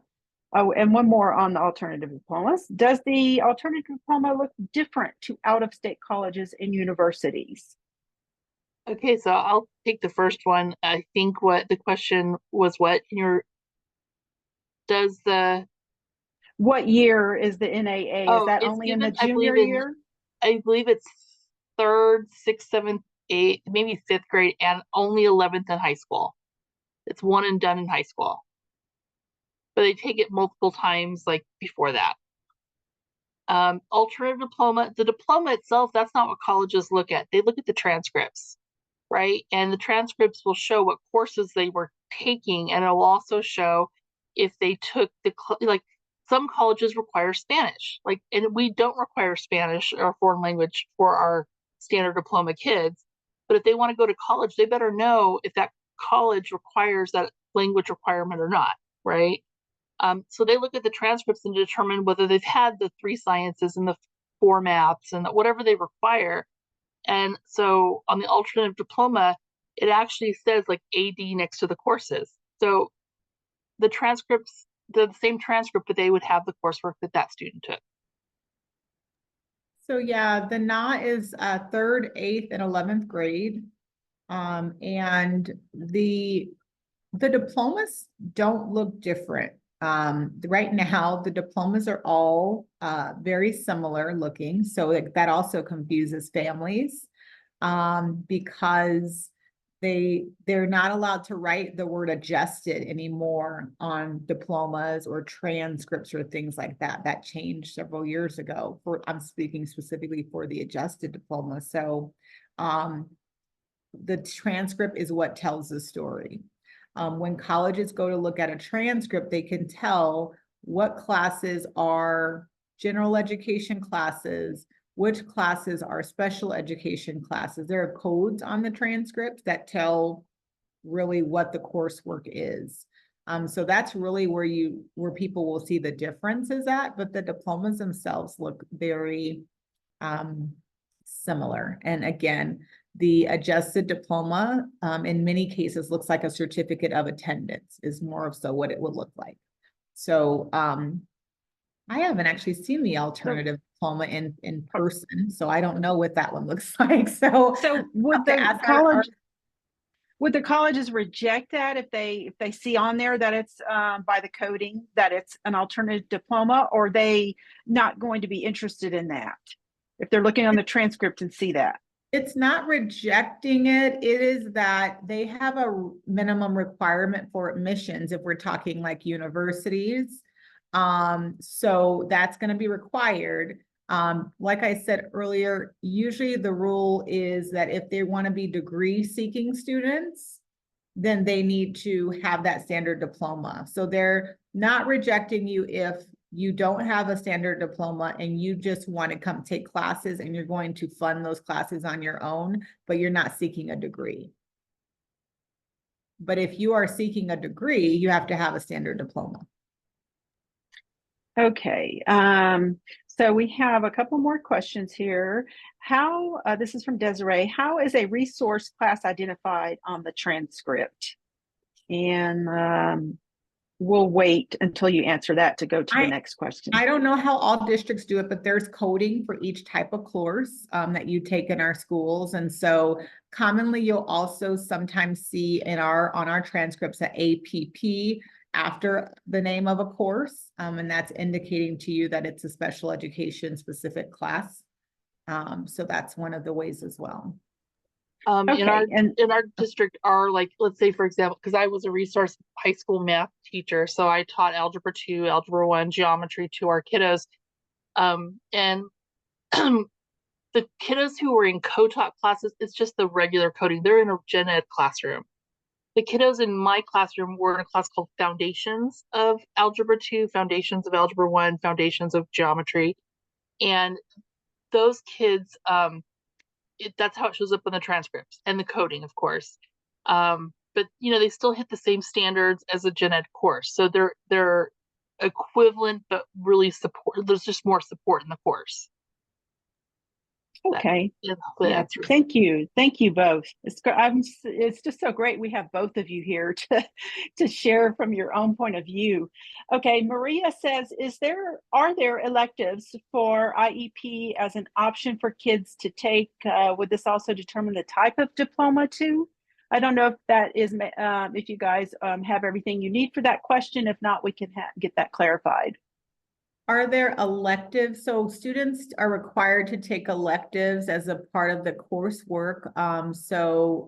You will see like in the cohorts, there is a certain number of credits that students have to take for electives. And that's just a part of most of our diploma types. They all have an elective requirement. So there are electives just in general, not specific to a student with a disability, but there are electives required for diplomas. Unless you are, again, doing an adjusted diploma where you're meeting your IEP goals, but all of our students, I haven't seen any students in our district that haven't had an elective of some sort on their schedule. And I'll say all of the CTE courses that I highly recommend you encourage your child to take, because the research is overwhelming about CTEs. That's career technical education. And the research about them and future outcomes is outstanding. So, but all of our electives were like CTE, so they could take, welding or culinary, or you get every school has a different option. Some of our cool school students just take PE 4 times because they enjoy, that physical, electives are just that, they're kind of to explore things that, and they're an art and, music and choir and all those kind of things. We're caught up for now in the questions in the chat. Great. I'd like to add from personal experience, maybe this will help clarify some things for some families, that the alternative diploma, you have to take all of the same credits as the standard diploma. They're just modified per the individual. The adjusted diploma is more attendance based. And they're more kind of self-contained type program, things like that. So the adjusted diploma doesn't have academic requirements so much as life skill requirements. So that's kind of the difference from a family perspective, kind of the way that I see it. Does that sound right, Michelle and Nanye? Trying to find my unmute, but I think it could be that. I'm sorry, Michelle, go ahead. No, I was just gonna say, there are some kids that just can't get over the math hump in high school. They take all the other regular classes, they're resource kids, and they just can't get that math credit or the science credit or the whatever fill in the blank credit. Those kids can stay in school obviously until they turn 22. And by the way, Washoe County is the day before the 21st birthday, we exit them. So if it happens on September 1st, it's September 1st, which is different than Clark County. Our what is it called?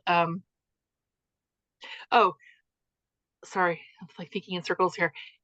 So our kids who, I just lost my total thought. Sorry. Oh, so these kids who are resource kids, they graduate with an adjusted diploma, and they can still return to a Washoe County school and try to tackle that last demon if they wanted to. Like, we actually have an adult program here if they wanted to go finish up with an adult program. I had a student who, in his senior year, his girlfriend and him decided to, it'd be a good time to have a baby, and so he went to work. So he was a half an English credit short from earning a standard diploma. So he took his adjusted diploma, went over to what we call it Rise Academy, took the half of the English course, and he got his standard diploma. So things happen, right? Things happen. Yeah, I think I love Maria's. I was waiting for you to share your explanation of it, and then someone asked a question earlier about these diplomas and specific to CCSD, and if my student gets a standard and they need help, do they have options? And the answer is yes. And the student still leaves with the diploma that they earned. So nothing changes. If they've earned a standard, they are going to get a standard. And so that's how that works. But these are just, again, more tough decisions, but great things to be aware of. It's heartbreaking when we're sitting with families and their student is on a diploma track that they didn't fully understand or know about, and it's too late to change that. It's devastating for everyone involved. As many questions as you have about these diploma types and maybe where your student is at this time, I would certainly reach out to your school team just to, if you need that, and maybe you already know where your student is, but I would really want to understand these and make sure that you're clear and that your student understands as well what they're working towards too. The student I just mentioned, he could have come back to a traditional school, but by this time he's working 3 jobs to support a small family. And his motivation was he tried to go get certified in air conditioning up at TMCC, like air conditioning heating. And they said they wouldn't even touch him unless he had a standard diploma. So he, you know what I mean? So that is important if that's the kind of route. And I'm telling you, like, he has a great career. He works with his family, he fixes air conditioning and heating and has a great life. I think he has 3 kids now. That's great. Nancy has a question regarding the diplomas in that, can you go back and get the standard diploma after you have the adjusted one?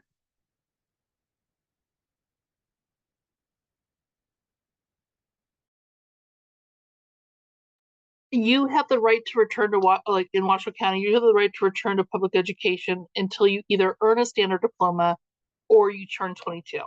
So yeah, I mean, sometimes, like I said, these kids just walk away half credit short and then they come back. I don't heard this is a personal thing. This is not a legal thing. So if a student can buy beer legally, I don't want them sitting next to 14-year-olds. You know what I mean? I'd rather them go to an adult program if it's just for a credit or 2. But they can come back, yeah, until their 22nd birthday. It doesn't happen often because most of these kids are kind of done with school. They just don't want to be there anymore. That might be overgeneralizing, but Our students can return to continue to work towards their diploma because again, they still have that right to continue until they earn the standard diploma. You know, back in the day, it feels like forever ago, when we had proficiency, we saw this a lot with students who just couldn't get that one proficiency done, and they'd have to come back and study and take those prep courses. And we see the same thing, even though we don't have proficiency now, that some students have struggles. We have some things in place to try to help them be credit ready to graduate when they, you know, are ready. But again, some students just need additional time. So there is credit retrieval opportunities for students with IEPs, and those opportunities are free. We also have other programming within the schools themselves that offer credit retrieval throughout the school year as well. So there's some ways that students can get caught up, if you will, but they also can come back. So. Okay, one follow-up question from Nancy on that. In order to get a standard diploma, hang on, it's covered up. Hang on just a sec. I can't see a word there, but in order to get a standard diploma, the coursework has to be the same, right? Even if they're going for an adjusted diploma in order to come back and get a standard.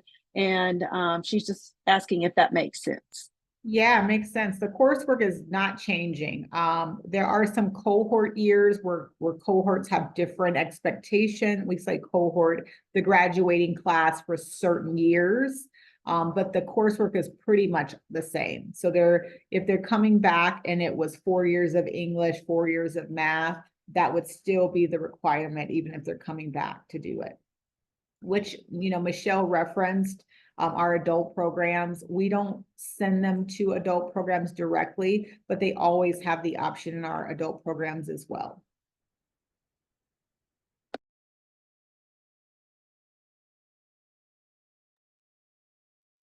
Thank you both so much. Is there anything you think we might have missed that could help families be prepared?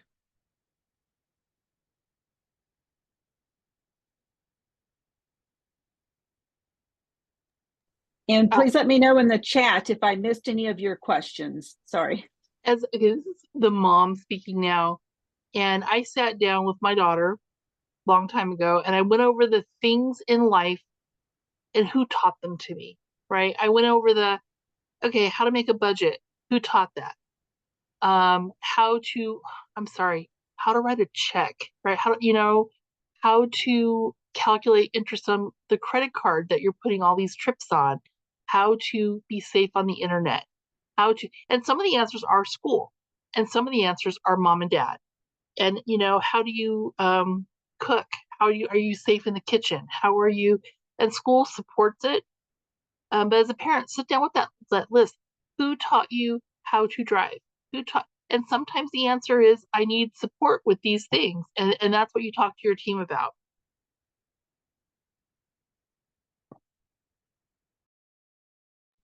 Okay, we had another question from Janet. Do the students on modified adjusted track have to test out of each class to get a standard diploma after the 4 years of modified curriculum? Are you talking about the alternative diploma, maybe? Hi, Janet, can you clarify that?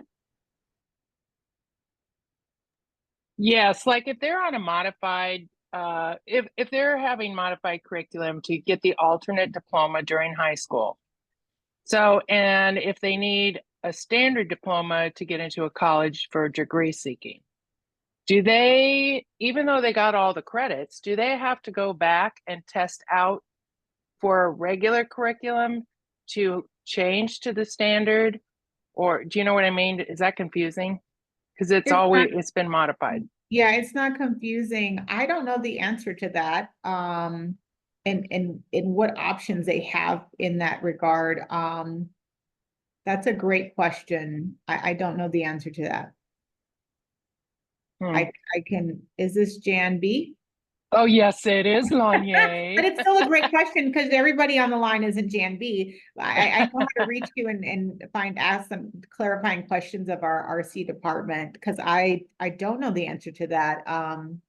Okay. I was thinking about a couple of things like the fact that we only offer the test that's required, the ACT in 11th and 12th grade. After that, I've not seen schools just running that test for other students to come in and take it, but I'm curious to know. So that might be a question for RC and adult ed to kind of find out more about that.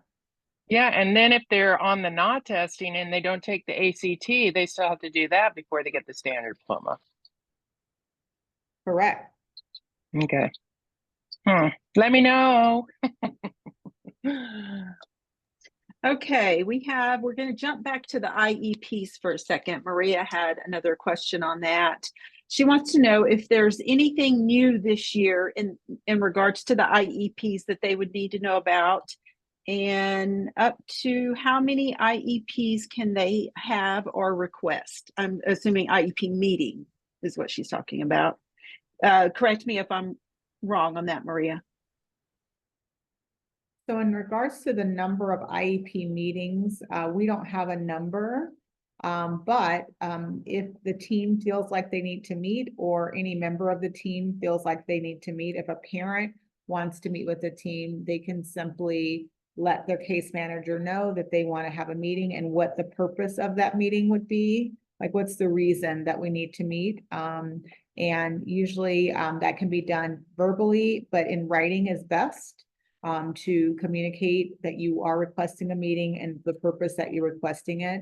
Know that if you want to just meet with the staff, you also don't have to have an IEP. So like the idea that you only get to meet with your child and their teachers and their team when it's an IEP only might be a misconception for some families, but if you do want to have an IEP and you need to have several, we call those IEP revisions. We're only usually required to do one annually, but we call those revisions anytime we need to come back to the table to discuss any of the students' needs because they change. And you might notice something that's not working for your student, or where you think your student needs more support, and that would be how you would do that. Yeah, one is the minimum, and there is no maximum. Like one is the minimum. I mean, if you know what I mean, yeah. I mean, I've seen some teams meet 15 times, because different things that have to be worked out.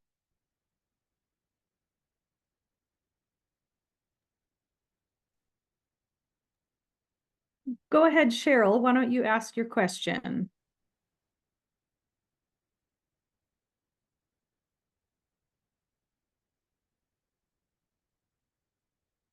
Maybe no longer have a I question. think there was like a part 2 to Maria's question, but I don't remember it now. Sorry, can you guys? Oh, it? sorry.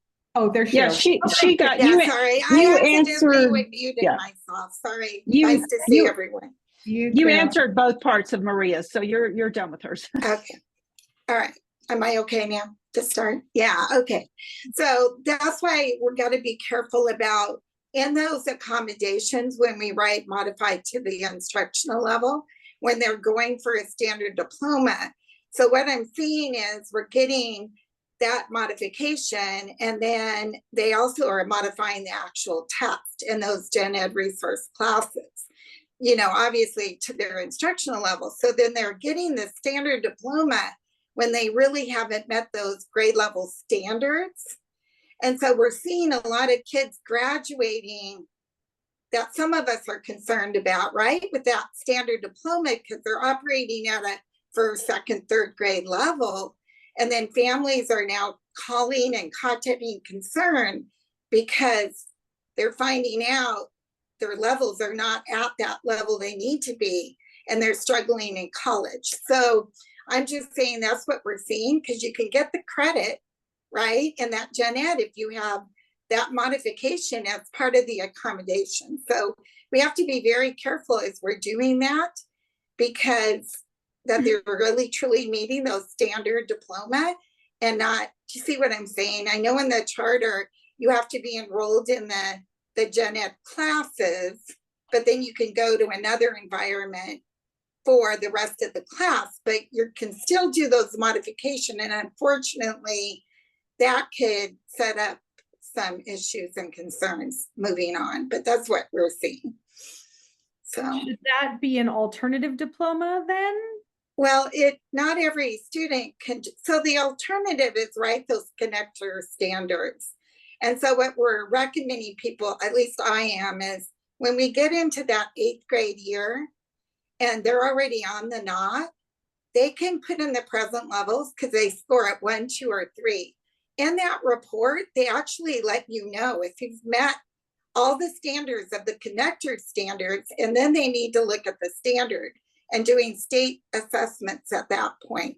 So, you know, I got to be honest, when I go, a lot of people are not even understanding the connector standards, but in that 8th grade year, it really helps to look at that as we're moving forward on what they're, you know, what direction to go. But it's all been kind of new. I mean, I'm seeing it more and more as we're going on, but I don't know if that helps at all, but it has helped me to even look at that, and the parents look at the school, look at how they're doing at that point, for sure, before going to high school.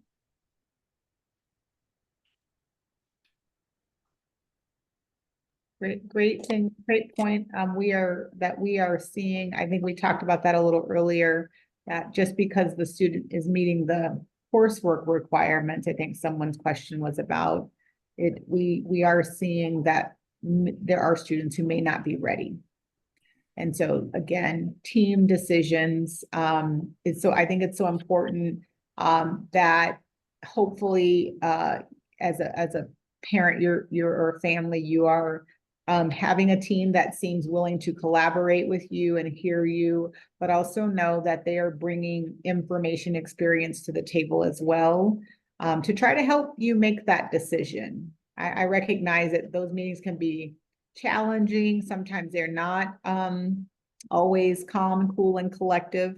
Or, you know, as family members, we might feel like we have to come in, you know, advocating and feeling like maybe the other portion of the team is not advocating for the same thing. But I think that's why it's so important to also just kind of hear the feedback from all of the providers and all of the folks at the table, to hopefully be able to make a good decision for your student by way of making those decisions that Cheryl was just talking about, because I think intention is always good. I just think of it from a mom perspective. My intention was really good, but then the back end of that looks a little different. So just having feedback from some of those other folks sometimes helps. It might feel like they're trying not to give their kid something, but it might be that they can see past this course, and that they're thinking about, as she just said, the after parts.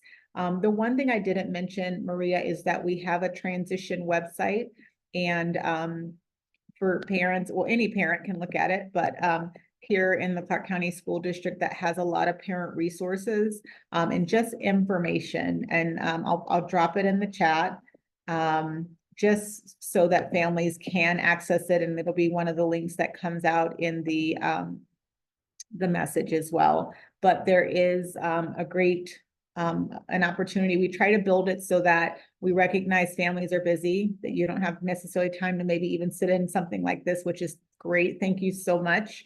I was so excited as the numbers kept climbing this week, because we're like, yes, 100, 200, yes, let's go. We want to talk to you. We want to meet with you. We want to be a resource to you. So I'm hoping we'll have many more of these opportunities on various topics that may need to be addressed. So I'm grateful for Maria and her team for reaching out to us to even be a part of this. But this platform, our website does have a parent portal here, and that's we try to design it for you. Community resources, information about our programs, all of those things are there. There's also a student portal too, and as well, we want our kids to come on here and learn and be advocates for themselves as well. So just wanted to share that, and thank you again for being here. It's so much time spent today. We know we are grateful, and we want to partner with you and your family to help your student have the best transition plan ever. So thank you again. Thank you. Kamala, are there any final questions before we No And questions, just lots of thank you very muches. This is very helpful. Thank you, thank you. And thanks to everyone for their input and the information. Lots of gratitude. great. Thank you all so much for taking your time today. We would love for you to complete a short survey so that we can make all of these workshops better every time. Your input really matters. I actually read your input.